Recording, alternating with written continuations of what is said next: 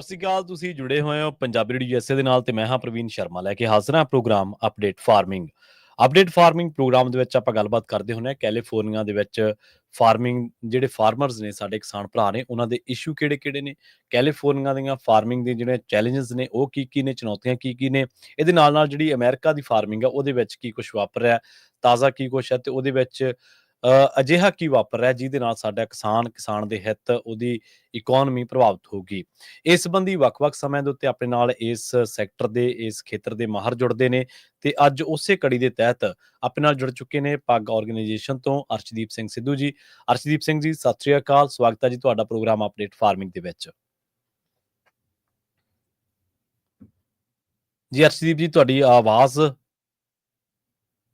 ਮੇਰੇ ਖਿਆਲ ਦੇ ਨਾਲ ਉਹਨਾਂ ਦੇ ਨਾਲ ਜਿਹੜਾ ਆਪਣਾ ਰਾਬਤਾ ਉਹ ਆਪਾਂ ਕੋਸ਼ਿਸ਼ ਕਰਦੇ ਹਾਂ ਦੁਬਾਰਾ ਕਾਇਮ ਕਰਨ ਦੀ ਤੇ ਜਿਹੜੀਆਂ ਅਪਡੇਟ ਫਾਰਮਿੰਗ ਦੇ ਵਿੱਚ ਜਿਹੜੀਆਂ ਆਪਣੀਆਂ ਗੱਲਾਂ ਬਾਤਾਂ ਹੋਣੀਆਂ ਉਹੀ ਹੋਣਗੀਆਂ ਕਿ ਇਸ ਸਮੇਂ ਜਿਹੜੇ ਕਿਸਾਨੀ ਦੇ ਰੁਝੇਵੇਂ ਕੀ ਨੇ ਤੇ ਕਿਹੜੇ ਜਿਹੜੇ ਉਹ ਇਸ ਟਾਈਮ ਖਬਰਾਂ ਨੇ ਜਾਂ ਜਿਨ੍ਹਾਂ ਦੇ ਕਰਕੇ ਜਿਹੜੀ ਅਪਡੇਟ ਫਾਰਮਿੰਗ ਆ ਉਹ ਪ੍ਰਭਾਵਿਤ ਹੋ ਰਹੀ ਆ। ਜਿਹੜੀ ਇਸ ਟਾਈਮ ਕੈਲੀਫੋਰਨੀਆ ਦੀ ਫਾਰਮਿੰਗ ਦੇ ਵਿੱਚ ਨਵੀਆਂ ਜਿਹੜੀਆਂ ਤਕਨੀਕਾਂ ਨੇ ਜਾਂ ਜਿਹੜਾ ਇਸ ਟਾਈਮ ਆਪਾਂ ਦੇਖਦੇ ਹਾਂ ਵੀ ਜਿਹੜਾ ਇਮੀਗ੍ਰੇਸ਼ਨ ਕ੍ਰੈਕਡਾਊਨ ਚੱਲ ਰਿਹਾ ਉਹਦੇ ਵਿੱਚ ਉਹ ਕਿਹੜੀਆਂ ਚੀਜ਼ਾਂ ਨੇ ਜਿਨ੍ਹਾਂ ਦੇ ਕਰਕੇ ਫਾਰਮਿੰਗ ਜਿਹੜੀ ਆ ਉਹ ਪ੍ਰਭਾਵਿਤ ਹੋ ਰਹੀ ਆ। ਆਪਣੇ ਨਾਲ ਇੱਕ ਵਾਰ ਮੁੜ ਤੋਂ ਜੁੜ ਚੁੱਕੇ ਨੇ ਅਰਸ਼ਦੀਪ ਸਿੰਘ ਸਿੱਧੂ ਜੀ। ਅਰਸ਼ਦੀਪ ਸਿੰਘ ਜੀ, ਸਤਿ ਸ਼੍ਰੀ ਅਕਾਲ। ਸਵਾਗਤ ਹੈ ਜੀ। ਸਤਿ ਸ੍ਰੀ ਅਕਾਲ ਪ੍ਰਵੀਨ ਤੇ ਜੀ ਸਾਰੇ ਸੁਣਨ ਦੇ ਦੇਖਣ ਵਾਲੇ ਲੋਕਾਂ ਨੂੰ। ਜੀ ਜੀ। ਮਸਲੇ ਕਾਫੀ ਨੇ ਅਰਸ਼ਦੀਪ ਸਿੰਘ ਜੀ ਤੇ ਆਪਾਂ ਇਹਨਾਂ ਸਾਰੇ ਮਸਲਿਆਂ ਨੂੰ ਲੈ ਕੇ ਗੱਲਬਾਤ ਵੀ ਜਿਹੜੀ ਕਰਾਂਗੇ, ਪਰ ਜੇਕਰ ਮੌਜੂਦਾ ਸਮੇਂ ਦੇ ਵਿੱਚ ਆਪਾਂ ਦੇਖੀਏ ਕਿਸਾਨੀ ਦੇ ਰੁਝੇਵੇਂ ਇੱਕ ਤਾਂ ਉਹ ਜ਼ਰੂਰ ਦੱਸਿਓ ਤੇ ਇੱਕ ਜਿਹੜਾ ਮੌਸਮ ਬਦਲਿਆ ਲੰਘੇ ਦਿਨਾਂ ਦੇ ਵਿੱਚ ਮੀਂਹ ਪਿਆ ਥੋੜਾ ਜਿਹਾ ਇਹਨਾਂ ਇਲਾਕਿਆਂ ਦੇ ਵਿੱਚ, ਉਹਦਾ ਕੀ ਪ੍ਰਭਾਵ ਪਿਆ ਖਾਸ ਕਰਕੇ ਫਸਲਾਂ ਦੇ ਉੱਤੇ? ਹਾਂਜੀ, ਪ੍ਰੋਗਰਾਮ ਸ਼ੁਰੂ ਕਰਨ ਤੋਂ ਪਹਿਲਾਂ ਥੋੜੀ ਜਿਹੀ ਮਾਫੀ ਮੰਗ ਲਾ ਕਿ ਮੇਰਾ ਥੋੜਾ ਜਿਹਾ ਇੰਟਰਨੈਟ ਕੰਮ ਜੀ ਕੋਈ ਕਮਜ਼ੋਰ ਗੱਲ ਕਰ ਰਿਹਾ ਹੈ ਨਾ। ਜੀ ਤੇ ਜੀ। ਜਿਵੇਂ ਤੁਸੀਂ ਗੱਲ ਕੀਤੀ ਆ ਰੁਝੇਵਿਆਂ ਦੀ ਵੀ ਕੀ ਚੱਲ ਰਿਹਾ ਹੈ ਖੇਤੀਬਾੜੀ ਦੇ ਵਿੱਚ। ਹਾਂਜੀ ਰੁਝੇਵੇਂ ਤਾਂ ਹੁਣ ਫੁੱਲ ਫਲੈਜ ਕੰਮ ਪੂਰੇ ਜ਼ੋਰਾਂ ਤੇ ਚੱਲ ਰਿਹਾ ਚਾਰੇ ਪਾਸੇ ਹੈ ਨਾ। ਜੀ ਜੀ। ਚਾਹੇ ਆਪਾਂ ਨਟਸ ਦੀ ਖੇਤੀ ਦੇਖੀਏ ਤੇ ਜਾਂ ਆਪਾਂ ਦੇਖੀਏ ਜਿਹੜੀ ਆਪਣੇ ਗ੍ਰੇਪਸ ਦੇ ਵਿੱਚ ਹੁੰਦੀ ਆ ਨਾ ਸਨੋਕਿੰਗ ਦੀ ਆਪਾਂ ਗੱਲ ਕਰੀਏ। ਤੇ ਜੇ ਨਾਰਥ ਦੀ ਵੀ ਗੱਲ ਕਰੀਏ ਪੀਚਸ ਫਰੂਟ ਉਹਨਾਂ ਦੀ ਆਲਰੇਡੀ ਹੋ ਚੁੱਕੀ ਆ ਹੈ ਨਾ। ਤੇ ਉਹ ਜਾਂ ਵਿਹਲੇ ਜਿਹੇ ਹੋਏ ਨੇ ਤੇ ਬਦਾਮਾਂ ਦੀ ਹੁਣ ਜੀ ਫੁੱਲ ਫਲੈਜ ਚੱਲ ਰਹੀ ਆ, ਗ੍ਰੇਪਾਂ ਦੀ ਚੱਲ ਰਹੀ ਆ, ਹਾਰਵੈਸਟ ਚੱਲ ਰਹੀ ਆ ਹੁਣ ਪੂਰੀ। ਤੋ ਕਾਫੀ ਬਿਜ਼ੀ ਸਮਾਂ ਚੱਲ ਰਿਹਾ ਵਾ ਸਾਰੇ ਗਰੋਅਰਜ਼ ਲਈ। ਜਿਹੜਾ ਆਮ ਮੈਜੋਰਟੀ 'ਚ ਆਪਣੇ ਜਿੰਨੀ ਕੁ ਪੰਜਾਬੀ ਗਰੋਅਰ ਕੰਮ ਕਰਦੇ ਨੇ ਜੇ ਆਪਾਂ ਉਹਨਾਂ ਦੀ ਲਹਿਜੇ ਤੋਂ ਦੇਖੀਏ ਹੈ ਨਾ। ਤੇ ਸੋ ਸਾਡੇ ਲਈ ਸਭ ਤੋਂ ਸਾਲ ਦਾ ਜਿਹੜਾ ਸਭ ਤੋਂ ਰੁਝੇਵਿਆਂ ਭਰਿਆ ਸਮਾਂ ਹੁੰਦਾ ਉਹ ਇਹਨਾਂ ਮਹੀਨਿਆਂ 'ਚ ਹੀ ਹੁੰਦਾ।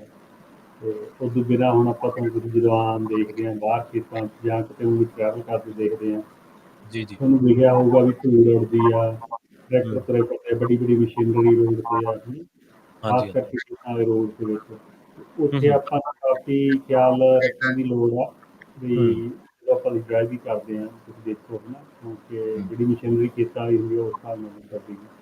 ਸੋ ਹੂੰ ਕਾਫੀ ਬਿਜ਼ੀ ਕੰਮ ਚੱਲ ਰਿਹਾ ਜਿਹੜੇ ਨਹੀਂ ਹੋਇਆ ਤੱਕ ਦੇਖਿਆ ਜਾਵੇ। ਹਾਂ, ਦੂਜੀ ਗੱਲ ਜਿਹੜੀ ਪੁੱਛੀ ਤੁਸੀਂ ਵੀ ਮੌਸਮ ਦਾ ਕੀ ਪ੍ਰਭਾਵ ਰਿਹਾ ਹੈ ਨਾ।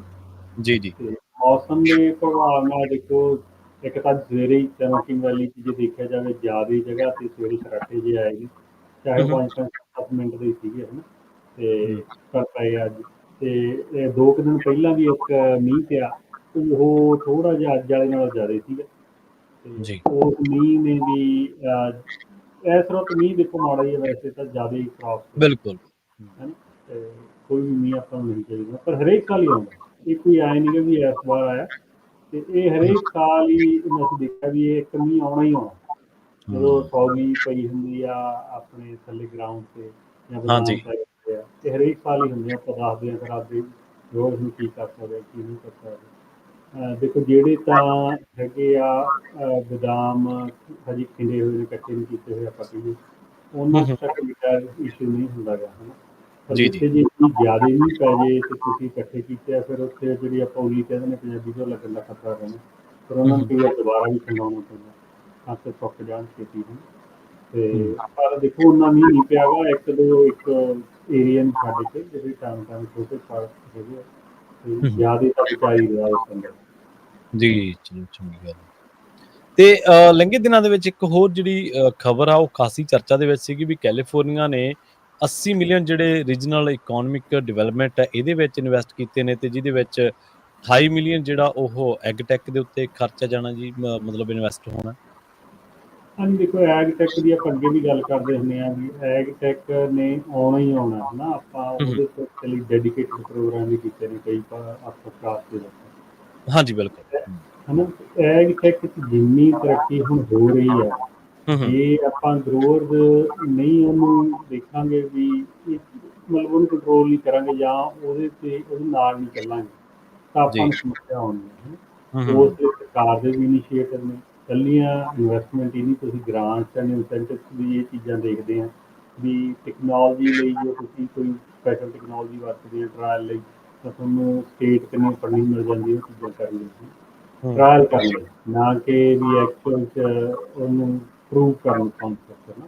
ਜੀ ਜੀ। ਤੇ ਕਿਉਂਕਿ ਹਜੇ ਟੈਕਨੋਲੋਜੀ ਜ਼ਿਆਦਾ ਇੰਨੀ ਡਿਵੈਲਪ ਨਹੀਂ ਹੋਈ ਖੇਤਾਂ 'ਚ ਵੀ ਜੇ ਆਪਾਂ ਮਾਸਟਰ ਨੂੰ ਕਹਿ ਦਈਏ ਵੀ ਹਾਂ ਜੀ ਇਹ ਸਾਰੀ ਸਭ ਤੋਂ ਵਧੀਆ ਤੇ ਇਹਨੂੰ ਤੁਸੀਂ ਵਰਤ ਲਓ, ਹੈ ਨਾ। ਤੇ ਉਹਦੇ ਲਈ ਜ਼ਿਆਦਾ ਟਰਾਇਲ ਲੱਗੇ ਨੇ ਜਾਂ ਟੈਸਟਿੰਗ ਹੋ ਰਹੀ ਹੈ ਟੈਕਨੋਲੋਜੀ ਦੀ।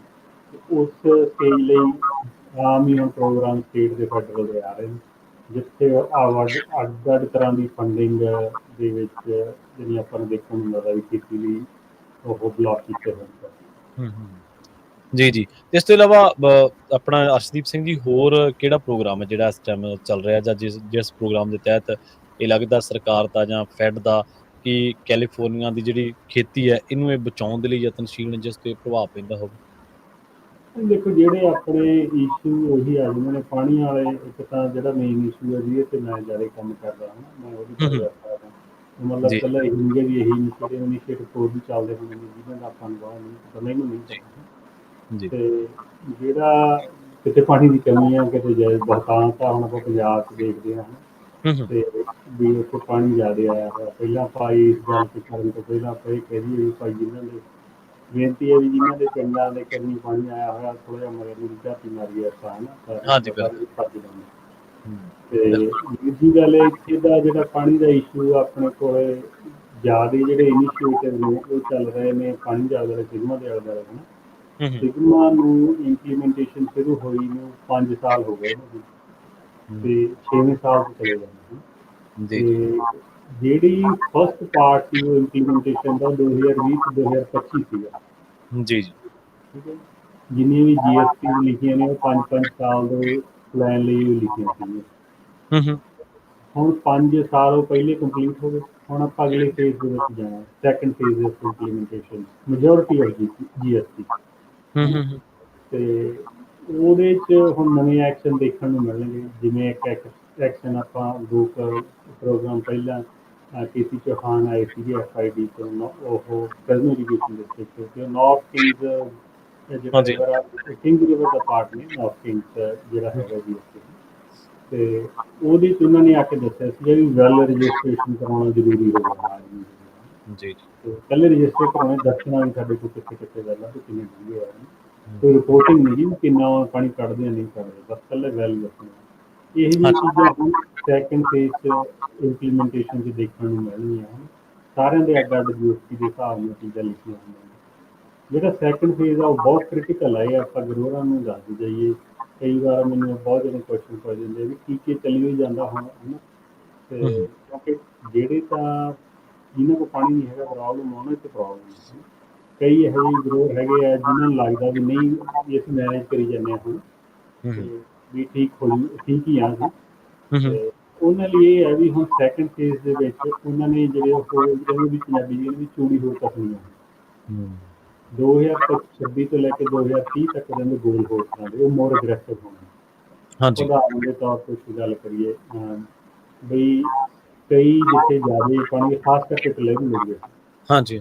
ਜਾਂ ਕਰਨ ਉੱਥੇ ਉਹਨਾਂ ਨੇ ਇੱਕ ਟ੍ਰਾਂਜ਼ੀਸ਼ਨਲ ਵਾਟਰ ਦਿੱਤਾ ਸੀਗਾ। ਇੱਕ ਤਾਂ ਉਹਨਾਂ ਨੇ ਕਿਹਾ ਸੀਗਾ ਵੀ ਉਹਨਾਂ ਪਾਣੀ ਜਿੰਨਾ ਤੁਹਾਡਾ ਮੀਂਹ ਪੈਂਦਾ ਉਹ ਤੁਹਾਡਾ ਹੈ ਨਾ, ਐਵਰੇਜ ਦੇ ਹਿਸਾਬ ਨਾਲ, ਨਾ ਕਿ ਹਰੇਕ ਸਾਲ ਕਿ ਪਿਛਲੇ ਠੀਕ 30 ਹੈ। ਸਾਲਾਂ ਦੀ ਐਵਰੇਜ ਆ। ਤੇ ਇਸ ਏਰੀਏ 'ਚ ਮੰਨ ਲਓ ਵੀ ਆਪਾਂ ਜਿੱਥੇ ਬੈਠੇ ਹਾਂ ਵੀ 10 ਇੰਚ ਮੀਂਹ ਪੈਂਦਾ, 12 ਇੰਚ ਸਮਝਣ ਲਈ ਕੋਈ ਪਤਾ ਨਹੀਂ ਵੀ 1 ਫੁੱਟ ਮੀਂਹ ਪੈਂਦਾ ਸਾਲ ਦਾ, ਤੇ ਆਪਾਂ ਨੂੰ ਕਹਿੰਦੇ ਵੀ ਫੁੱਟ ਪਾਣੀ ਤੁਸੀਂ ਲਾ ਠੀਕ ਹੈ। ਠੀਕ ਹੈ। ਪਲੱਸ ਉਹਨਾਂ ਨੇ ਕਿਹਾ ਸੀ ਤੁਹਾਨੂੰ ਇੱਕ ਟ੍ਰਾਂਜ਼ੀਸ਼ਨਲ ਵਾਟਰ ਦੇਵਾਂਗੇ ਅਸੀਂ ਪੁਰਾਣੇ ਉਹ 'ਚ, ਜਿਵੇਂ ਅੱਛਾ। ਆਮ ਹੀ ਜਿਹੜੇ ਉਸ ਏਰੀਏ ਦੇ ਗਰੋਰ ਆ ਉਹਨਾਂ ਨੂੰ ਇਹ ਗੱਲ ਜ਼ਿਆਦਾ ਸਮਝ ਆਉਣੀ ਹੈ। ਹੁਣ ਅਸੀਂ ਵੀ 1 ਫੁੱਟ ਦੇ ਉੱਪਰ ਅਸੀਂ ਤੁਹਾਨੂੰ ਥੋੜ੍ਹਾ ਜਿਹਾ ਹੋਰ ਦੇ ਦਿੰਦੇ ਹਾਂ ਤਾਂ ਕਿ ਤੁਹਾਨੂੰ ਇੱਕੋ ਦਮ ਇੰਪੈਕਟ ਨਾ ਹੋ। ਉਹ ਟ੍ਰਾਂਜ਼ੀਸ਼ਨਲ ਵਾਟਰ ਦੂਜੇ ਫੇਜ਼ 'ਚ ਖਤਮ ਹੋ ਜਾਂਦਾ। ਫੇਜ਼ ਆਊਟ ਕਰਨਾ, ਇਹੀ ਪਲਾਨ ਸੀਗਾ। ਜੇ ਉਹ ਤੁਹਾਨੂੰ 6 ਇੰਚ ਵੱਧ ਹੀ ਦਿੰਦੇ ਸੀ ਨਾ, ਕੋਈ 18 ਦਿੰਦੇ ਸੀ ਜਾਂਦਾ ਤੋਂ ਵੱਧ 10 ਜਾਂ 11 ਸੀ ਜਾਂ 20 ਦਿੰਦੇ ਸੀ ਜਾਂ ਨਹੀਂ, ਜੀ ਟ੍ਰਾਂਜ਼ੀਸ਼ਨਲ ਵਾਟਰ ਉਹਨਾਂ ਨੇ ਅਗਲੇ 5 ਸਾਲਾਂ 'ਚ ਖਤਮ ਕਰ ਦੇਣਾ। ਹੂੰ, ਹਰੇਕ ਸਾਲ ਥੋੜ੍ਹਾ ਜਿਹਾ ਘਟਾ ਦਿਆ ਕਰਨਾ। ਤੇ ਠੀਕ ਬੇਸਿਕਲੀ ਜੇ ਤੁਸੀਂ 18 ਇੰਚ ਪਾਣੀ ਮੋੜੋ ਤਾਂ ਹੁਣ 12 ਹੀ ਰਹਿ ਜਾਣਾ, ਜਿੰਨਾ ਤੁਹਾਡੇ ਮੀਂਹ ਪੈਂਦਾ। ਬੇਸਿਕਲੀ ਗੱਲ ਇੱਥੇ ਆ ਕੇ ਮੁੱਕੀ ਹੈ। ਕਿ ਜਿੰਨਾ ਤੁਹਾਡੇ ਖੇਤ ਦੇ ਉੱਤੇ ਮੀਂਹ ਲੱਗਦਾ ਉਨਾ ਹੀ ਪਾਣੀ ਮਿਲਣਾ ਤੁਹਾਨੂੰ। ਜਿਨ੍ਹਾਂ ਕੋਲ ਸਰਫੇਸ ਵਾਟਰ ਨਹੀਂ ਹੈ ਹੂੰ, ਹੂੰ, ਤੇ ਸਰਫੇਸ ਵਾਟਰ ਆਉਂਦਾ, ਜਿਵੇਂ ਕੱਸੀ ਦਾ ਪਾਣੀ ਆਉਂਦਾ, ਉਹਨਾਂ ਦੀ ਸਿਚੁਏਸ਼ਨ ਹੋ, ਠੀਕ ਹੈ। ਸੋ ਇਹਦੇ ਲਈ ਕਾਫੀ ਵੱਡੇ ਇਨੀਸ਼ੀਏਟਿਵ ਚੱਲ ਰਹੇ ਨੇ, ਸਟੇਟ ਵੀ ਬਹੁਤ ਵਰਕਸ਼ਾਪ ਲਾ ਰਹੀ ਹੈ, ਪਰ ਸਾਡਾ ਫਰਜ਼ ਹੀ ਬਣਦਾ ਵੀ ਅਸੀਂ ਉਹਨਾਂ ਨੂੰ ਅਟੈਂਡ ਕਰੀਏ, ਆਪਦੀ ਹੂੰ, ਗੱਲ ਰੱਖੀਏ। ਜੇ ਆਪਾਂ ਦੱਸਾਂਗੇ ਨਹੀਂ, ਪਹਿਲਾਂ ਵੀ ਦੱਸ ਸਕੇ ਕਿ ਜੇ ਹੁਣ ਉਹਨਾਂ ਦੱਸੀ, ਫਿਰ ਹੂੰ, ਆਪਾਂ ਆਉਣ ਵਾਲੇ ਸਮੇਂ ਦੇ ਵਿੱਚ ਇਹਨਾਂ ਦੀਆਂ ਕਾਫੀ ਸਮੱਸਿਆਵਾਂ ਸਾਨੂੰ ਖੜੀਆਂ ਹੋਣਗੀਆਂ। ਹੂੰ, ਜਿਵੇਂ ਅੱਜ ਇੱਕ ਮੀਟਿੰਗ ਸੀਗੀ ਮੇਰੀ ਸਵੇਰੇ ਕਰਕੇ, ਉਹਦੇ 'ਚ ਉਹ ਗੱਲ ਇਹ ਕਰ ਰਹੇ ਸੀਗੇ ਵੀ ਜਿਹੜਾ ਸਟੇਟ ਦਾ ਪਾਣੀ ਦੀ ਡਿਸਟ੍ਰੀਬਿਊਸ਼ਨ ਹੈ ਉਹਨੂੰ ਦੁਬਾਰਾ ਇਵੈਲੂਏਟ ਕਰਨ ਦੀ ਲੋੜ ਹੈ, ਹੈ ਨਾ। ਜੀ ਤੇ ਵੀ ਆਪਾਂ ਪੁਰਾਣੇ ਨੰਬਰਾਂ ਨੂੰ ਮੰਨ ਕੇ ਚੱਲੀ ਜਾਂਦੇ ਵੀ ਇੰਨੀ ਪਾਣੀ ਹੈ, ਵੀ ਆਪਾਂ ਦੁਬਾਰਾ ਉਹਨੂੰ ਰੀਵੈਲੂਏਟ ਕਰੀਏ ਸਾਰਾ, ਵੀ ਕਿੰਨਾ ਮੀਂਹ ਪੈਂਦਾ, ਕਿੱਥੇ ਪੈਂਦਾ, ਤੇ ਕਿੰਨਾ ਆਪਣੇ ਸੈਨੋਕਿੰਗ ਵੈਲੀ 'ਚ ਆਉਂਦਾ ਪਾਣੀ ਦਾ ਇਸ਼ੂ। ਤਾਂ ਦੇਖੋ ਸੈਨੋਕਿੰਗ ਵੈਲੀ 'ਚ ਹੀ ਹੈ ਨਾ, ਇੱਕਾ ਦੁੱਕਾ ਹੋਰ ਏਰੀਏ 'ਚ ਹੈਗੇ ਜਿੱਥੇ ਵਾਟਰ ਕੁਆਲਿਟੀ ਦੇ ਇਸ਼ੂ ਨੇ, ਜਿਵੇਂ ਕੋਸਟ 'ਤੇ ਚਲੇ ਜਾਈਏ, ਸੀ ਵਾਟਰ ਇੰਟਰੂਜਨ ਹੁੰਦੀ ਆ, ਜਿਵੇਂ ਜੇ ਆਪਾਂ ਕਹਿੰਦੇ ਵੀ ਲੂਣਾ ਪਾਣੀ ਆ ਜਾਂਦਾ, ਹੈ ਨਾ। ਹਾਂਜੀ ਹਾਂਜੀ ਉਹ ਇਸ਼ੂ ਹੈਗੇ ਨੇ, ਜੇ ਆਪਾਂ ਕਹਿੰਦੇ ਹੋਰ ਕਿਤੇ ਨਹੀਂ ਹੈ, ਉਹ ਵੀ ਸਿਗਮਾ ਦੇ ਹੀ ਅੰਦਰ ਆਉਂਦੇ ਆ ਰੈਗੂਲੇਸ਼ਨ। ਹੂੰ, ਪਰ ਜਿਹੜਾ ਜ਼ਿਆਦਾ ਪਾਣੀ ਦੀ ਕਿੱਲਤ ਵਾਲਾ ਇਸ਼ੂ ਆ, ਉਹ ਸਾਰਾ ਸੈਨੋਕਿੰਗ ਵੈਲੀ 'ਚ ਹੀ ਆ। ਜੀ ਜੀ ਵੀ ਸਾਨੂੰ ਪਲਾਨ, ਮੈਂ ਬਹੁਤ ਵਾਰ ਜਦੋਂ ਮੈਂ ਉਹਨਾਂ ਨੂੰ ਮੈਂ ਇਹੀ ਗੱਲ ਕਰਨਾ ਮੈਂ ਪ੍ਰੋਗਰਾਮ 'ਚ, ਵੀ ਤੁਹਾਡੇ ਖੇਤੀ ਦਾ ਪਲਾਨ ਹੋਣਾ ਚਾਹੀਦਾ, ਹੂੰ। ਉਸ ਪਲਾਨ ਦਾ ਇੱਕ ਵੱਡਾ ਪਾਰਟ ਹੀ ਹੋਣਾ ਚਾਹੀਦਾ ਵੀ ਤੁਹਾਡੇ ਕੋਲ ਵੀ ਕਿੰਨਾ ਕੁ ਪਾਣੀ ਹੈ। ਕੱਲ ਇੱਕ ਐਗਨੈਟ ਵੈਸਟ ਜਿਹੜੀ ਵੈਬਸਾਈਟ ਹੈ, ਜਿਹੜੀ ਐਗਰੀਕਲਚਰ ਉੱਤੇ ਕਾਫੀ ਲਿਖਦੀ ਹੈ, ਉਹਨਾਂ ਨੇ ਵੀ ਇੱਕ ਆਰਟੀਕਲ ਜਿਹੜਾ ਲਿਖਿਆ, ਤੇ ਉਹਦੇ ਵਿੱਚ ਉਹ ਕਹਿੰਦੇ ਨੇ ਵੀ ਜਿਹੜੇ ਕੈਲੀਫੋਰਨੀਆ ਦੇ ਫਾਰਮਰਸ ਨੇ ਇਸ ਵੇਲੇ, ਉਹ ਸਟਰਗਲ ਕਰ ਰਹੇ ਨੇ ਵਾਟਰ ਦੇ ਨਾਲ, ਵਾਟਰ ਇਸ਼ੂਜ਼ ਦੇ ਨਾਲ, ਤੇ ਲੇਬਰ ਦੇ ਨਾਲ, ਤੇ ਰੈਗੂਲੇਸ਼ਨਸ ਜਿਹੜੀਆਂ ਨੇ। ਸੋ ਉਹਨਾਂ ਨੇ ਕਿਹਾ ਵੀ ਉਹ ਜਿਹੜੇ ਜਿਹੜੇ ਐਂਡਰਿਊ ਹੈਗੇ ਨੇ, ਐਡਵੋਕੇਟ ਨੇ ਸੈਨ ਮਾਈਕਿਨ ਫਾਰਮਰਸ ਦੇ ਲਈ, ਉਹਨਾਂ ਨੇ ਇਸ ਆਰਟੀਕਲ ਦੇ ਵਿੱਚ ਲਿਖਿਆ ਵੀ ਜਿਹੜੇ ਰੈਗੂਲੇਟਰੀ ਜਿਹੜੇ ਚੈਲੰਜਸ ਨੇ, ਉਹ ਕੈਲੀਫੋਰਨੀਆ ਦੇ ਜਿਹੜੇ ਫਾਰਮਰਸ ਨੇ ਉਹ ਉਹਨਾਂ ਨੂੰ ਫੇਸ ਕਰ ਰਹੇ ਨੇ, ਤੇ ਜਿਹਦੇ ਕਰਕੇ ਉਹਨਾਂ ਦੀਆਂ ਦਿੱਕਤਾਂ ਖਾਸੀਆਂ ਵਧੀਆਂ ਹੋਈਆਂ। ਹਾਂਜੀ, ਵੀ ਇਹ ਦੇਖੋ ਰੈਗੂਲੇਸ਼ਨ ਤਾਂ ਸਿਰਫ ਇੱਕ ਗੱਲ ਕੀਤੀ ਹੈ ਸਿਗਮਾ ਦੀ, ਹਾਂ। ਹੂੰ ਹੂੰ ਤੇ ਇਵੇਂ ਵਾਟਰ ਕੁਆਲਿਟੀ ਕੋਈ ਸੀਰੀ ਸਾਲਟ ਪ੍ਰੋਗਰਾਮ ਆ, ਉਹਦੀ ਵੀ ਰੈਗੂਲੇਸ਼ਨ ਹੋਗੀ। ਨਾਈਟ੍ਰੋਜਨ ਮੈਨੇਜਮੈਂਟ ਉਹ ਆਪਾਂ ਨੂੰ ਲੱਗਦਾ ਨਹੀਂ, ਕਿਉਂਕਿ ਉਹ ਆਪਣੇ ਆਪਾਂ ਉਹਦੇ ਯੂਜ਼ ਟੂ ਹੋ ਗਏ ਆ ਸਾਰੇ, ਹੂੰ ਉਹਦਾ ਵੀ ਇੱਕ ਪ੍ਰੋਗਰਾਮ ਹੈ। ਜੀ ਸੋ ਵਾਟਰ ਦੀ ਕੁਆਲਿਟੀ ਦਿਨੋਂ ਦਿਨ ਜਿੱਥੇ ਜਿੱਥੇ ਖਰਾਬ ਹੁੰਦੀ ਹੈ, ਜਿਹੜੇ ਏਰੀਆ ਦੇ ਵਿੱਚ, ਜਿਵੇਂ ਵੈਸਟਲੈਂਡ ਚਲੇ ਜਾਈਏ ਹੂੰ ਜਾਂ ਕਲੇਰੀ ਲੇਕ ਬੇਸਿਨ ਚਲੇ ਜਾਈਏ, ਤੇ ਜਿੱਥੇ ਥੱਲੇ ਪਾਣੀ ਆਪਾਂ 1000-1200 ਫੁੱਟ ਤੋਂ ਥੱਲੇ ਫੁੱਲ ਕਰਦੇ ਹਾਂ, ਕੋਈ ਬੋਰਨ ਆਉਂਦੀ ਹੈ, ਨਾਈਟ੍ਰੇਟ ਆਉਂਦੇ ਨੇ, ਉਹ ਜਿਹੜਾ ਉੱਪਰ ਪਾਣੀ ਆਪਾਂ ਫੁੱਲ ਕਰਦੇ ਹਾਂ, ਉਹਦੇ 'ਤੇ ਆਪਾਂ ਨੂੰ ਸਮੱਸਿਆ ਆਉਣੀ ਹੀ ਆਉਣੀ ਹੈ ਨਾ। ਇੱਕ ਤਾਂ ਇਹ ਆ ਵੀ ਜੇ ਆਪਾਂ ਕਹਿੰਦੇ ਵੀ ਹਾਂ ਵੀ ਨਹੀਂ ਕੱਢਣਾ ਚਾਹੀਦਾ, ਜੀ ਆਉਂਦੀ ਆਪਾਂ, ਦੂਜੇ ਆਪਾਂ ਨੂੰ ਕੋਈ ਸੋਲਿਊਸ਼ਨ ਲੱਭਣਾ ਚਾਹੀਦਾ। ਜਿਹੜੀ ਹੁਣ ਤੁਸੀਂ ਟੈਕਨੋਲੋਜੀ ਵਾਲੀ ਗੱਲ ਪਹਿਲਾਂ ਕੀਤੀ ਸੀ, ਉਹ ਟੈਕਨੋਲੋਜੀ ਵਾਲੀ ਗੱਲ ਉਸ ਸੋਲਿਊਸ਼ਨ ਦਾ ਉਹ ਸੋਲਿਊਸ਼ਨ ਪ੍ਰੋਵਾਈਡ ਕਰ ਸਕਦੀ ਹੈ ਟੈਕਨੋਲੋਜੀ, ਇਸ ਇਸ਼ੂ ਦਾ। ਜੀ ਜੀ ਤੇ ਇਹਦੇ ਕਈ ਛੋਟੇ ਟਰਾਇਲ ਲੱਗੇ ਆ ਜਿਹੜੇ ਮੈਂ ਆਪ ਵੀ ਦੇਖੇ ਨੇ, ਕਾਫੀ ਸਕਸੈਸਫੁਲ ਆ। ਪਰ ਉਹਦੇ ਲਈ ਉਹਨੂੰ ਵੱਡੇ ਪੱਧਰ 'ਤੇ ਕਰਨ ਲਈ, ਉਹਦੇ ਲਈ ਸਰਕਾਰ ਨੂੰ ਕੋਈ ਨਾ ਕੋਈ ਇਨੀਸ਼ੀਏਟਿਵ ਲੈਣਾ ਚਾਹੀਦਾ। ਪਹਿਲਾਂ ਤਾਂ ਇਕੱਲਾ ਇਹ ਨਹੀਂ ਹੁੰਦਾ ਵੀ ਪੈਸੇ ਦੇ ਦਿਓ ਜ਼ਰੂਰ, ਉਹਨਾਂ ਨੂੰ ਹੂੰ ਟ੍ਰੇਨਿੰਗ ਦਿਓ, ਉਹਨਾਂ ਨੂੰ ਦੱਸੋ ਵੀ ਇਹਦਾ ਸੋਲਿਊਸ਼ਨ ਕੀ ਹੈ, ਕਿਉਂਕਿ ਕੰਪਨੀਆਂ ਕਈ ਵਾਰ ਮਾੜਾ ਸਮਾਨ ਵੇਚ ਦਿੰਦੀਆਂ, ਫਿਰ ਗਰੋਹ ਕਰ ਦਿੰਦੇ। ਤੁਸੀਂ ਕੋਈ ਟੈਕਨੋਲੋਜੀ ਨੂੰ ਟੈਸਟ ਕਰਕੇ ਸਰਟੀਫਾਈ ਕਰਕੇ ਫਿਰ ਉਹਨਾਂ ਨੂੰ ਆਪਸ਼ਨ ਦਿਓ ਵੀ ਹਾਂ ਵੀ ਇਹ ਆਪਸ਼ਨ ਹੈਗੀ ਆ। ਤੇ ਸਹੀ ਕੁਆਲਿਟੀ ਦਾ ਇਸ਼ੂ ਆ, ਉੱਥੇ ਪਾਣੀ ਜ਼ਿਆਦਾ ਵਰਤਣਾ, ਕਿਉਂਕਿ ਪਾਣੀ ਮਾੜਾ ਆਉਂਦਾ ਸਿਸਟਮ ਥੱਲੇ ਜ਼ਿਆਦਾ ਕੱਢਣਾ ਪੈਂਦਾ। ਹੂੰ ਬਿਲਕੁਲ ਜੀ। ਸੋ ਅਰਸ਼ਦੀਪ ਸਿੰਘ ਜੀ, ਆਪਾਂ ਇੱਕ ਬ੍ਰੇਕ ਦੇ ਲਈ ਰੁਕਦੇ ਹਾਂ ਜੀ। ਬ੍ਰੇਕ ਤੋਂ ਬਾਅਦ ਫਿਰ ਜਿਹੜੇ ਇਸ਼ੂ ਨੇ ਉਹਨਾਂ ਦੇ ਉੱਤੇ ਆਪਾਂ ਫਿਰ ਤੋਂ ਜਿਹੜੀ ਚਰਚਾ, ਹੋਰ ਕਾਫੀ ਇਸ਼ੂ ਨੇ ਉਹਨਾਂ ਨੂੰ ਲੈ ਕੇ ਆਪਾਂ ਚਰਚਾ ਜਿਹੜੀ ਆ ਉਹ ਕਰਦੇ ਹਾਂ। ਸਰੋਤੇ ਤੁਸੀਂ ਵੀ ਜੁੜੇ ਰਹੋ ਪੰਜਾਬੀ ਜੱਸੇ ਦੇ ਨਾਲ। ਆਪਾਂ ਅਪਡੇਟ ਫਾਰਮਿੰਗ ਦੇ ਵਿੱਚ ਆਪਣੇ ਨਾਲ ਜੁੜੇ ਹੋਏ ਨੇ Arshdeep Singh ji, Punjabi American global group ਦੇ ਵਿੱਚੋਂ। ਉਹ ਲਗਾਤਾਰ ਆਪਣੇ ਨਾਲ ਇਸ ਪ੍ਰੋਗਰਾਮ ਦੇ ਵਿੱਚ ਜੁੜਦੇ ਨੇ। ਉਹਨਾਂ ਦੇ ਨਾਲ ਆਪਾਂ ਵੱਖ-ਵੱਖ ਮੁੱਦਿਆਂ ਨੂੰ ਲੈ ਕੇ ਚਰਚਾ ਕਰ ਰਹੇ ਹਾਂ, ਤੇ ਤੁਸੀਂ ਵੀ ਚਰਚਾ ਦੇ ਵਿੱਚ ਹਿੱਸੇਦਾਰੀ ਪਾ ਸਕਦੇ ਹੋ 468-272-5200 ਦੇ ਉੱਤੇ। ਜੇਕਰ ਤੁਹਾਡਾ ਕੋਈ ਸਵਾਲ ਹੈ ਪਾਣੀ ਨੂੰ ਲੈ ਕੇ ਜਾਂ ਹੋਰ ਜਿਹੜੇ ਮਾਮਲੇ ਨੇ ਉਹਨਾਂ ਨੂੰ ਲੈ ਕੇ, ਤਾਂ ਆਪਾਂ ਉਹਨਾਂ ਦੇ ਉੱਤੇ ਜਿਹੜੀ ਚਰਚਾ ਉਹ ਜ਼ਰੂਰ ਕਰਦੇ ਹਾਂ। ਇਸੇ ਤਰ੍ਹਾਂ ਜੁੜੇ ਰਹੋ ਪੰਜਾਬੀ DSA ਦੇ ਨਾਲ। ਜਲਦ ਵਾਪਸੀ ਕਰਦੇ ਆਪਾਂ ਇੱਕ ਸ਼ਾਰਟ ਬ੍ਰੇਕ ਤੋਂ ਬਾਅਦ।